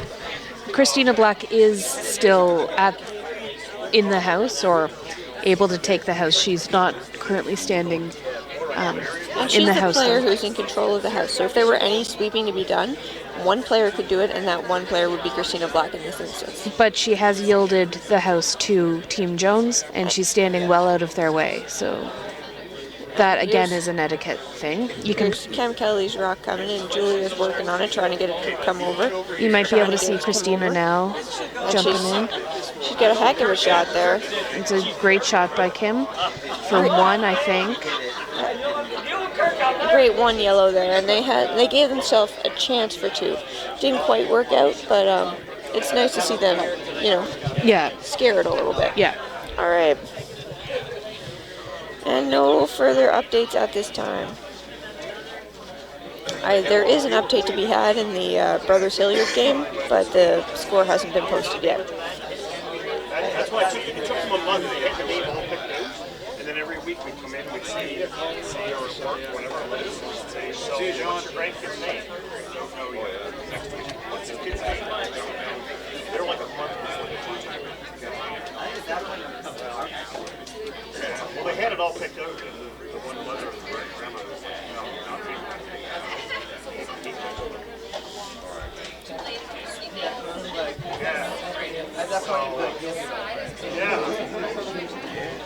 I told my sister when she said what she was going to name my nephew. Our good buddy Tracy Froud hanging out behind us, checking out the ice. He is the ice maker for the event this week, constantly with that stopwatch in his hand, making sure he's doing the best he can to keep the conditions fair, equitable, and consistent for all participants. Tracy and his team are doing a lot of work. It takes a lot of work to get the ice to the quality it is. I always feel like we have great ice here, so. And for the ice to be deserving of those great NSCA rocks, which are used so rarely. They're stored here, or they have been historically stored in the back. Over the past couple of years, which makes sense because Dartmouth has been the host of the combined Tankard Scotties playdowns for the past 3 years. This is the 3rd, yeah. Yes. So our score has been posted, with Jones getting 1 in the 8th, so the score is 5-3 for Arsenault. Jones here in the 9th end really has to be feeling like they need to score, they need to steal 2 here. And that's reflected in Jones's tight center yard.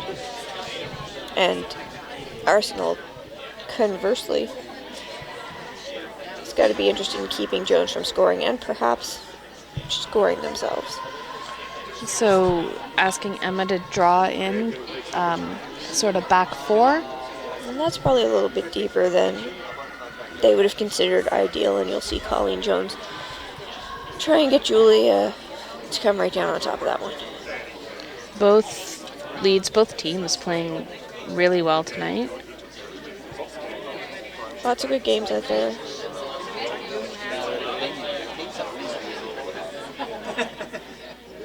And even though they're down 2 points right now, aren't in terrible shape. They came into this game undefeated in first place in the round robin, and so even if they don't win this game, they're going to have another shot at that final berth in a playoff game tomorrow, which will be a rematch of today's game if Arsenault are on top. Yes. Timeout, Bravo, Blue. We've got a timeout next door. You probably heard Ralph saying that, letting the officials know so that they can stop clocks and stuff. And Emma's Yes. rock is coming down into the house. It just hit that guard, Little rub on the guard there. Colleen Jones calling for another one. Deep. coming Not- the other turn this time. Yep. Trying to make use of that blue stone that's behind the tee line. Get a yellow stone in front of that so that blue stone's a catcher. Yeah. 10 years. They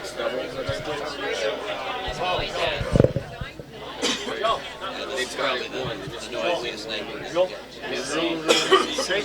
Sheena Stone is in motion. And Julia both sweeping pretty hard right out of the Right right out out of of Sheena's her hand. hand. We can assume that they're a little concerned about the weight and a lot concerned about the line as Sheena crashes on the front guard there. We saw Julia was closer to the stone, and on the insa curl, the curl was moving towards Julia, and so you want to put, in order to keep the stone straight, the sweeper closest to the stone will be on the inside of the curl.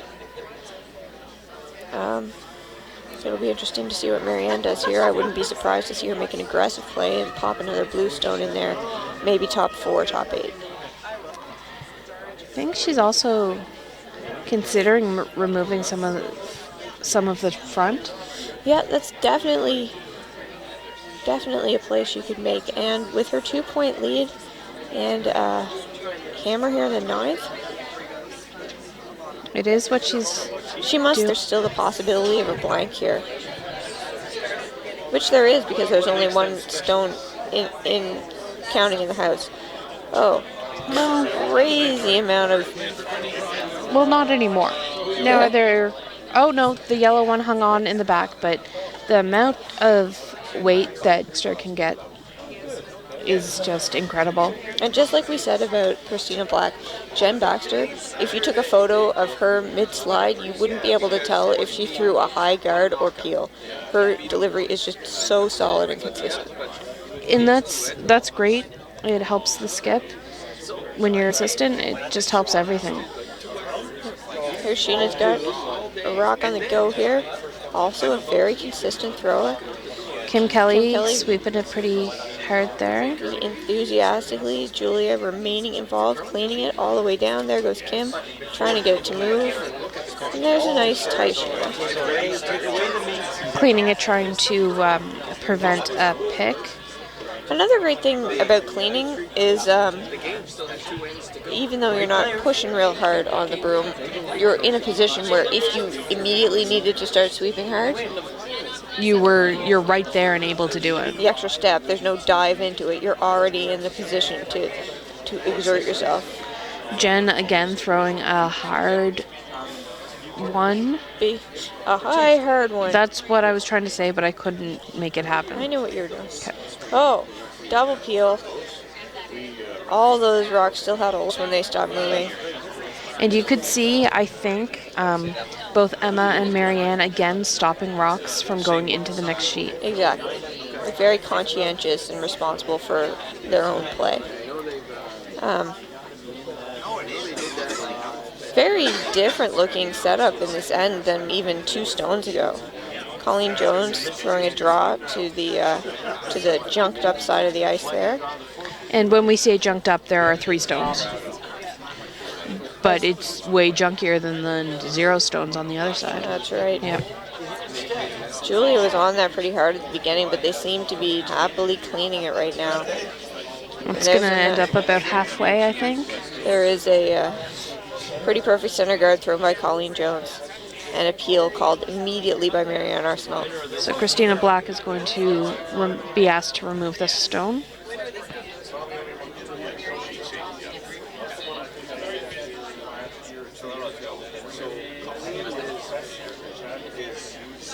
See, as soon as Christina let go of that stone, Jen was on it right away. Well, that's true, but I was going to point out that Colleen's team immediately started headed towards the hack, got ready for their next shot. Because while the stone is traveling, the result isn't that interesting to the opposing team. That's a great opportunity to set yourself up for the next shot. Really just splendid run back just played here on sheet B by McCadden Driscoll to sit 3. And if you move quick enough after the rock has been released, you can be in the hack before it comes to rest. And you'll have the opportunity to see, the effect of the thrown shot. And that's just, it's not that hard to do. It's just a good habit to get into, and once you're into it, we'll do it every time. It's really good time management, and that's something, especially in a competitive world, you need to be aware of, but also just in club play, things like that make it quicker. Yeah, that makes you a good team to play against, a team that people enjoy playing against. Colleen Jones, of course, threw another perfect center guard. And Christina Black is being asked to remove it. Possibly another double peel here. Let's see how this roll goes. No, just underneath. Straight up peel, but can't be disappointed with that, I don't think.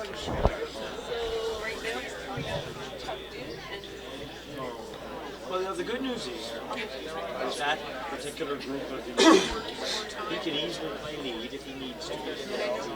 All right. Colleen and Kim discussing the play, but I think we'll see a draw behind the blue corner guard. I think they're finished with the center guards for now.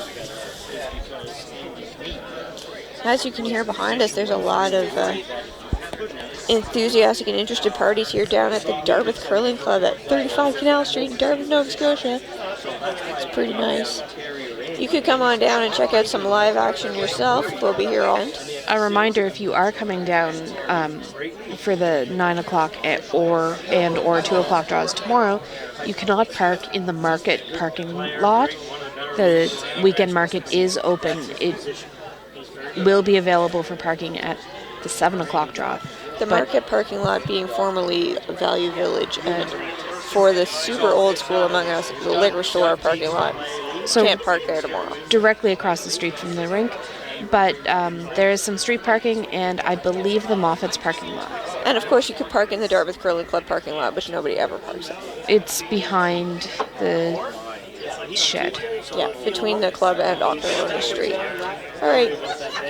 Pretty good draw there by Kim Kelly. Definitely on the line that they wanted, but might have come up a little bit lighter than what they had. I don't think that made it to the house. I think it's just a really tight guard. Still threatening enough that Marianne and Christina are looking at eliminating it, though. Just an update on here.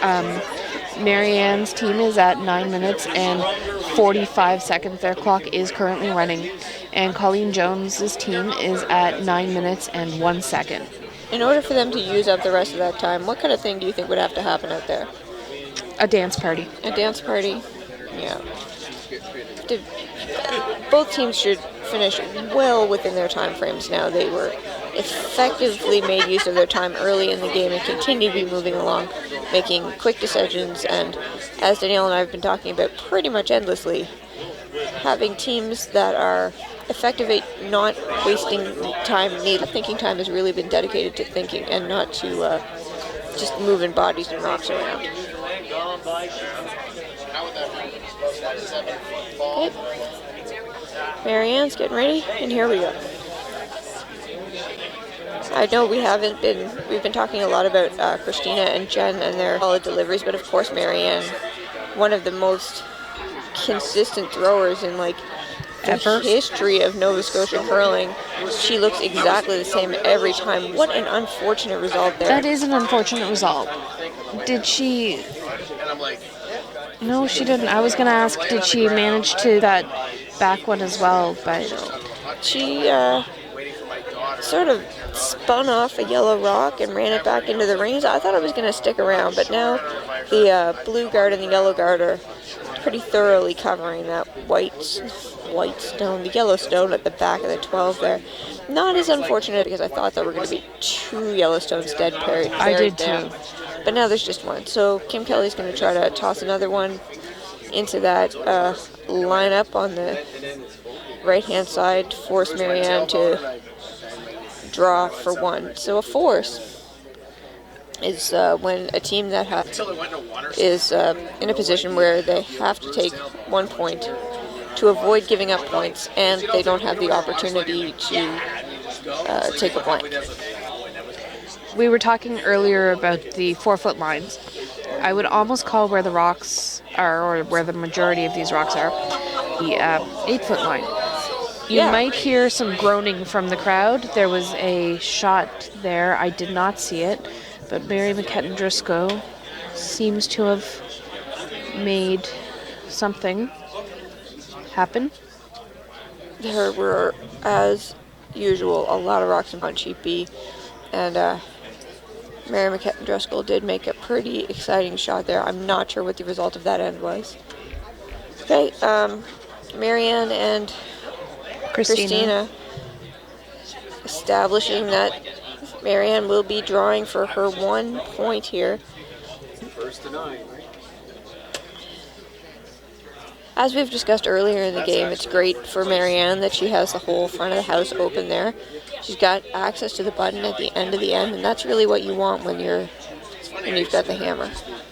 You don't want to have to be throwing circus shots. Although a circus shot is much and occasionally fun to throw, it's not when there's a lot on the line. Yeah, that's not where the money is. No.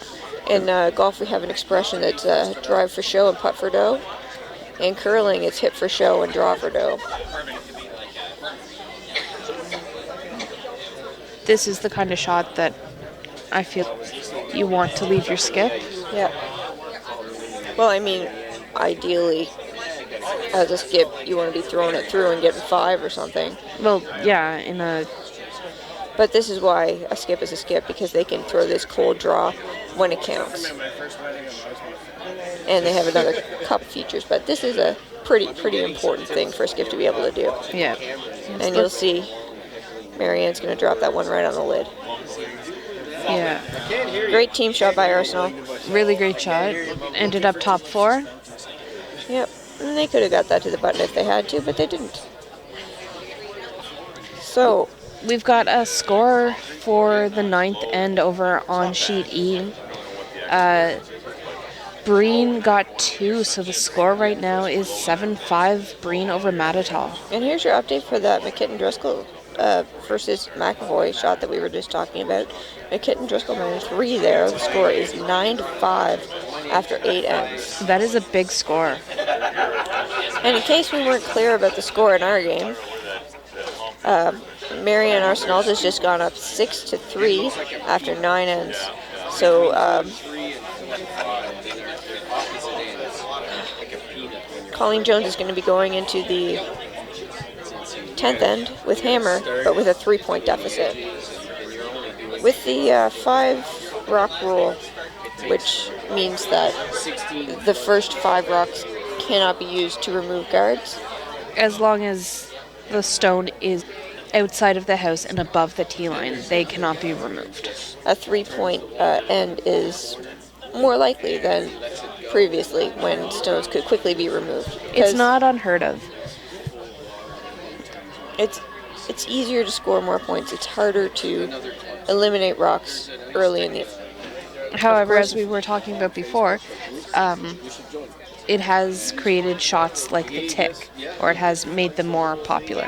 Well, the tick was kind of popular when we were still in the 4-rock rule, but it's like essential now. Yeah. Of course, Marianne's going to bring that blue rock right into the house here because she doesn't want Jones to be able to hang on to those guards up in the guard area, And because those are going to be how Jones generates points. Julia Coulter asked right away to throw a corner guard. And it looks pretty sweet. Denise, if Colleen were to get 3 in this end. If Colleen were to get 3 in this end, we would go to 11, and in the 11th end, Marianne Arsenault would have the hammer. An additional, I believe, 2 minutes would be added to the clock. Not 2 minutes would be added, but the existing time would be removed from the clock. They would put 2 minutes of thinking time, and each team would be afforded 1 timeout. Any timeouts that are accrued during the game do not carry over into the extra end or overtime. I kind of think it would be fun if you got just like a timeout bank. Yeah, and you just like carry it around all your time. Yeah, no, just for the tournament, but it would be a lot of administrative work. It would be. But it would be awesome to see. We've got Christina and Jen sweeping this rock of Emma's pretty hard. They're both on the same side. Both on the high side, which means they're trying to get it to curl.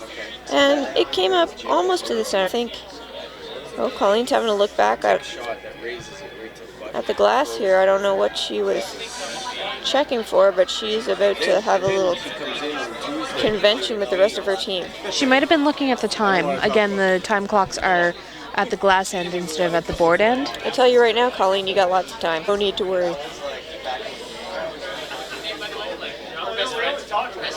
So they're at half ice, having a conversation about what to do next.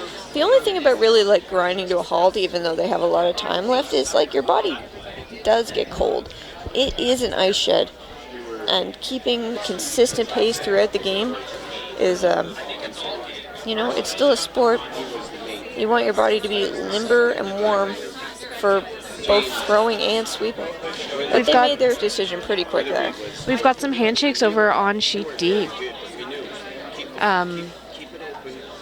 We'd have a score posted. No, but I think we can reasonably assume, given the standing score, that Brothers has come out on top of Hilliard. I believe they were tied in the standings going into this game. Is that correct? Hilliard was at 4-2, and Brothers was at 3-3. So they're tied now. They're 4-3. Both at 4-3. So that'll be a playoff. This is a really tight field.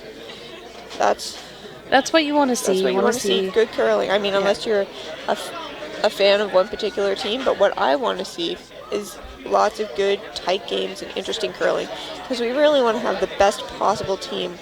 We're in those dark blues and whites in Moose Jaw in February. And even the teams that are sort of at the bottom of the ladder right now, they've all been good games, and it's been a very competitive spiel, a very competitive week. Okay. Really, at the beginning of the week, anyone could have been sporting those jackets by the end of the week. Well, we've got it down to 4 just quality teams. Yeah, cream of the crop. Okay, so blue, which is Arsenault, it's got one sitting on the top of the button. Yellow's got an aggressive stone that just bopped that blue one back a little bit. And now Arsenault, up again, has a tight guard protecting that yellow-blue combo in the middle. That was a great shot by Jen Baxter. That was great weight she just threw. And Jen Baxter, we talk about her all the time, but really has that ability to go from that big, heavy peel weight, and then on her next shot throw a guard. Ability to convert weights like that is just the sign of a really great high-level player. Yeah. What's Colleen going to do here, Danielle? I'm not entirely sure. Again, we've got Sheena and Kim coming up the ice to have a look. Julia's staying back. Just keeping house back there. She's keeping house, I think, because Sheena's throwing it. It's good to have her input, and, Kim and Colleen have worked together for so long. Exactly. And it's good for Kim to have some input where she's throwing the last rock. Yeah. And that's you kind of not miss, but something that you have to keep an eye on when you don't have your last rock thrower calling the game. You have to remember that the stones that they're going to throw at the end of the end, they're going to have feelings about, like they're going to have a shot that they like to throw. Now, Colleen and Kim have been playing together for a minute now anyway. And so Colleen's usually got a pretty good idea of what Kim throws well and likes to throw. And how she's comfortable. But respecting Kim's opinion here is really important. Yeah. And I think they're really great at doing that. And I don't think you can see, I'm not sure, but Sheena totally reset got back in the hack, re-cleaned her stone, just started her setup all Routine over again. Yeah, and that's really great athleticism and self-awareness. Colleen's down to 5 minutes and 36 seconds with Marianne at 7 minutes and 10 seconds. Which is still an eternity. Time, and that's why a dance party is good, because it keeps your muscles warm. Oh, you're right. I had forgotten about the dance party. A little tap here on that blue aggressor. A little wiggle to the yellow one. So now we've got a yellow sandwich. Earlier in the game we had a blue sandwich. A little chain of stones there. I think Colleen's going to want to make that front available pretty quick here to give Kim a chance for a shot at the end. But of course, a chance for 2 doesn't do them any good. It's going to have to be 3. I think Marianne's going to be pretty happy to get rid of some of those yellow stones, no matter how they can do it. And now we've got Team Arsenault coming down to have a little talk. The fleet.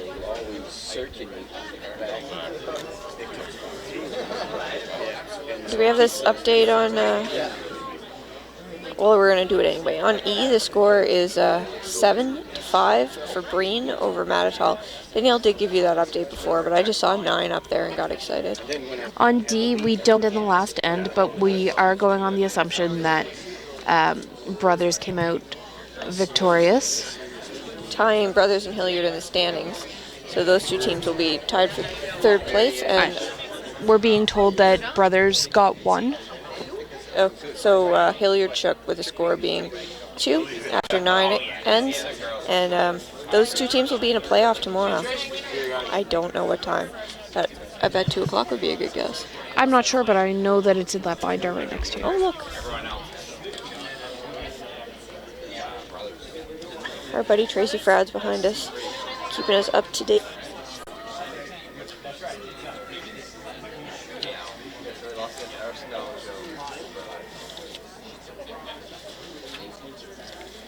So we've got Jen Baxter throwing now. I'm not entirely sure what they decided to throw. So I have here in the binder, Danielle, the tiebreaker, both gender, if required, will be held at 9 a.m. and there will be at least 1 tiebreaker required on the women's side. So you can tune into that at 9 a.m. tomorrow morning. Oh, I did it. I said 9 a.m. in the morning. That's okay. All right, Sheena's up again. Quite the chain of stones in front of the house here, with Marianne having just thrown, well, not Marianne throwing, but Marianne's team just having thrown a long guard. Colleen's looking at clearing out some of the bomb to develop in front of the house there. They do have to make sure that Kim Kelly has an opportunity to throw her last shot, hopefully for 3. Sheena's coming down to contribute. They're definitely looking at this long blue guard or this blue-yellow combination. Getting down to pretty few stones in the Matatal Breen game on E. I like the blue-yellow combination, I think. What would be the result of that combination, in your opinion, Daniel? When we were juniors, we used to play a game called Pop Goes the Weasel. Yeah. But I think what would happen is the yellow would go into the line, into blue, yellow, blue, and the back blue would leave. So you're imagining like a pretty slashy hit on the blue here, where they would have to hit very little of it, and then drive the yellow back into the top blue in the house? I am imagining, no, I do have a really active imagination. Let's see what Sheena's got for us, shall we?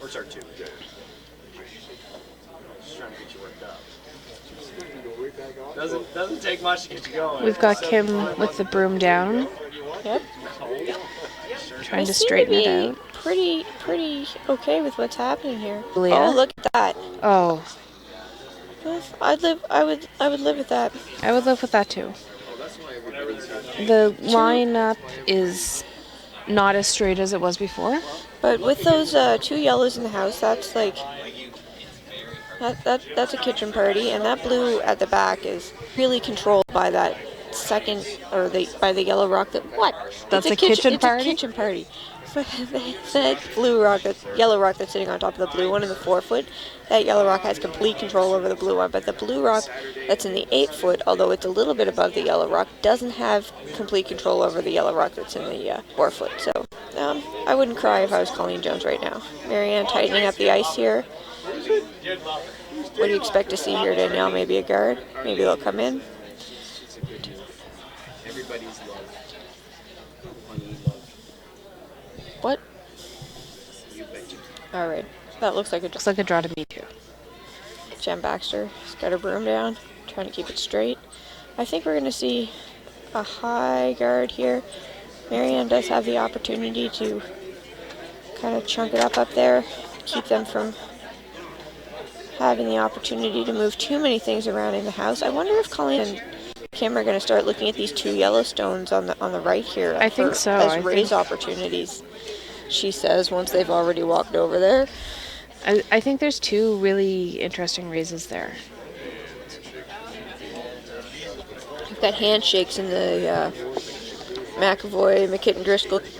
I think we can reasonably assume that McKitten Driscoll came out on top there, as they were leading by 4 points. We've got the coach here. Did he inform us?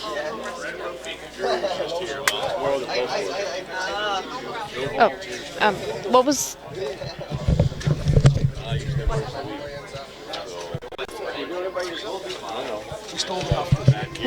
So we've got a concession here. The score that you'll see posted is actually 9 this time. 9-5 for McKitten Driscoll. It was a rather large steal. Colleen's got a rock moving. I think we're going to raise on the outermost yellow stone. I hope to see it run back into that yellow stone that's on the 4-foot. Yeah, I was wrong about that in every possible way. Alright, that's a little bit too many blue rocks for my satisfaction if I were on the yellow team right now, but... Mine as well. And that, I was hoping when I was imagining I was on the yellow team, that yellow-yellow combination on the outside would line up real nice. Yeah. But it didn't. Now I'm imagining I'm on the blue team. And I think that probably there is a sort of hit and roll in off on this yellow to the blue where Marianne could sit 3 under a lot of cover. We, I think, have a timeout being called. It hasn't been called yet there. No, I think Christina called it from the hack. Only this one game on the ice. Sheet E came to its natural conclusion of 10 ends. I did not, however, see what happened. I guess I could check for online scores. No, someone will tell us. We are your only choice. But Sorry. you still have the option of that mute button. You do have the option of the mute button. All right, coaches out there, Stewie Mack, dropping some knowledge. We saw Christina showing interest in the that in-off on the yellow that we think that's an aggressive way to sit 3 for the blue team, but it has to be made. And we've got Colleen Jones and team standing 3/4 of the way up the ice, having a look, talking about what they're going to do, and maybe talking a little bit what men do. And Colleen Jones's team all have their hands in front of, well, not right this second, but they all had their hands in front of their faces while they were talking. Yep. Are they concerned about lip readers? Well, they might be with... I was just messing. Okay, well, I was going to say Emma might have some particularly honed lip reading I skills. bet she does. So- All right, they're playing this in-off. I'm really excited. I am also really excited. On the skidoo, getting it in there. Wife is screaming on the skidoo with her feet in for the handlebar. There's a Says no, the doctor didn't make it in. He said, "Oh, she looks good." Did not waste any time getting in the hack there. She did, however, reset and do her full entire... routine before she threw the stone, which is just emblematic of a high-level athlete to have that routine and stick to it. Here we go with the roll, and not exactly what they hoped for, but certainly not a terrible result. Another timeout being called, this time by Colleen Jones's team. And remember, Colleen's got to get 3 here to stay in it. But also remember, since Colleen Jones's current record is 6-0, if they were to drop one here to Marianne, they would still remain tied for first place and be in a playoff for a berth in the final tomorrow. Yeah. Oh, Kim, I wouldn't want to have your shot. This is a time in a game where adrenaline starts to be a little bit involved. Totally a factor. Yes. Really easy to start to overthrow this kind of shot here. It feels like but you've got those extra juices flowing from the adrenaline. So, but these highly experienced curlers are going to know that and take that into account when they go to throw their shots.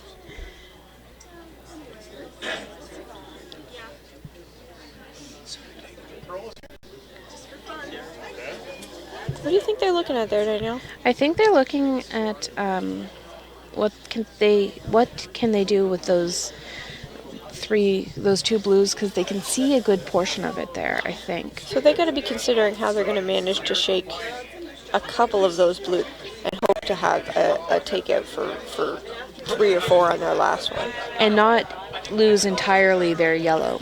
They could move it off of the 4-foot, but they don't want to remove it from the house. Hope being the operative word. We can see from our tallest official that the timeout has elapsed. So time is back. They do have another timeout that they could be using, but do. I expect that they've got the information that they need and are going to be able to make their decision in their available time. They also have 3 minutes left and 3 stones. That's and around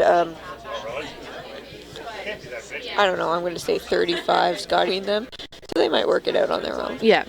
Also, there's no rule against thinking, well, the other team is throwing. Yeah, the thought police are not a party to the Nova Scotia Scotties provincials. We have yet to have mind control. Except for Allendara. Except for Allendara. There are still quite a few people out on the and bleachers. The ice shed watching this.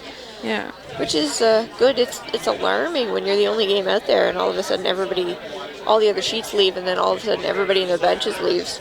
It gets cold and quiet real quick. Yeah, and I always find it nice to have a little bit of noise out there. So this is Colleen Jones throwing this. I was thinking that Kim Kelly was up, but we've got a lot of stones left in this end. Yeah, this is Colleen's last, and then we're on to skip stones. So I think you'll see an attempt to sort of skinny this yellow, get this second yellow almost on the nose, and to the yellow-blue situation in the middle there. Well thrown. Julia's down already, trying to keep it straight. A lot of weight from Colleen.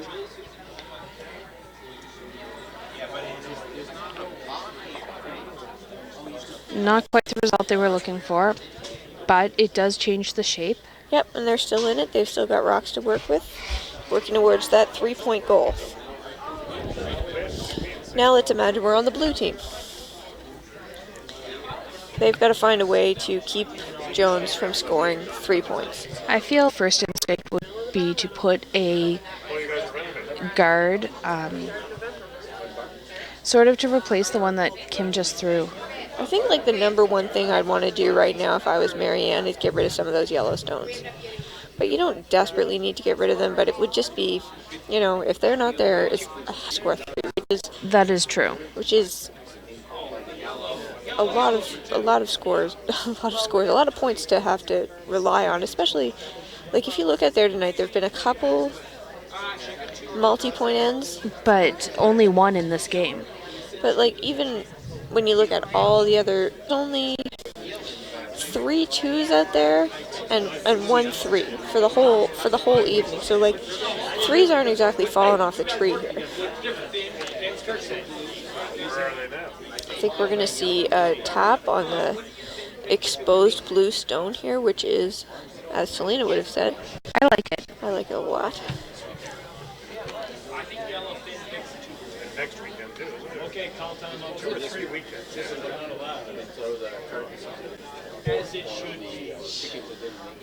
Do you think we'll see all the timeouts available to the teams used in this end? I'm not sure. There is still a I think it a little bit depends on what happens with the Stone Marianne. Absolutely. I think they're just playing a guard where Christina's standing. Yeah, judging from where Christina's standing, I think you're right, and I was very wrong. I don't know. I was hoping for the tap. Yeah. I like that. I know what I was expecting, but I mean, they seem happy. Lots of waves. So what does Kim do now? She's got to look at that junk in the middle and see what she can get out of it. She's looking at this blue-blue combo, but it is not lined up to get on that yellow one that's Not on at all. to the right of the center line. If you're facing the direction that I'm facing, which they are, right? Yes. Yeah. From the monitor here, we can't quite see the guards. So I'm not sure. Yeah, Kim, I think they can Yellowstone too. that's biting the 8-foot there, which would be interesting. I think they might have. Look at the monitor there. I think they might have a little more than half. It would be really easy for this team to just kind of go here and just accept that they're going to be in a playoff, but I think it speaks to their competitiveness that they're continuing to try to grind it out and get this win to get that berth in the final. Yeah. They're not going to lay down. No, absolutely. So Kim's in We're going to see that same sort of angle. in-off attempt. Big weight here from Kim Kelly. Both brims down, I think more in preparation than in desire to clean. Julia's Keeping it straight. And have we hit it right? No. Not exactly how we wanted it. All right. Let's see what Marianne has to say. No discussion there at all. Will this be a guard on that side, or do you think she's going to throw it away? I think it's going to be a guard. I would like it to be a guard, but it's not a bad choice here either, is it? No, they're in pretty good shape. Everything, yeah, this is thrown away. Yeah. Everything's pretty tucked in there. I have no idea how Kim could ever get all those rocks out. I don't think you can. And we've got some handshakes. All right. That was a great game. Really interesting, exciting game. And you can see these two teams meet up again tomorrow morning at 9 o'clock here at the same website you're visiting now, or live and in person at the Dartmouth Canal Street. Again, if you come down to 35 Canal Street tomorrow, remember you cannot park in the weekend markets parking lot. Which used to be, The Value Village, and prior to that, it was a liquor store. so don't park there tomorrow. Okay, hope to see you. Have a good night. See ya. Night, Mom.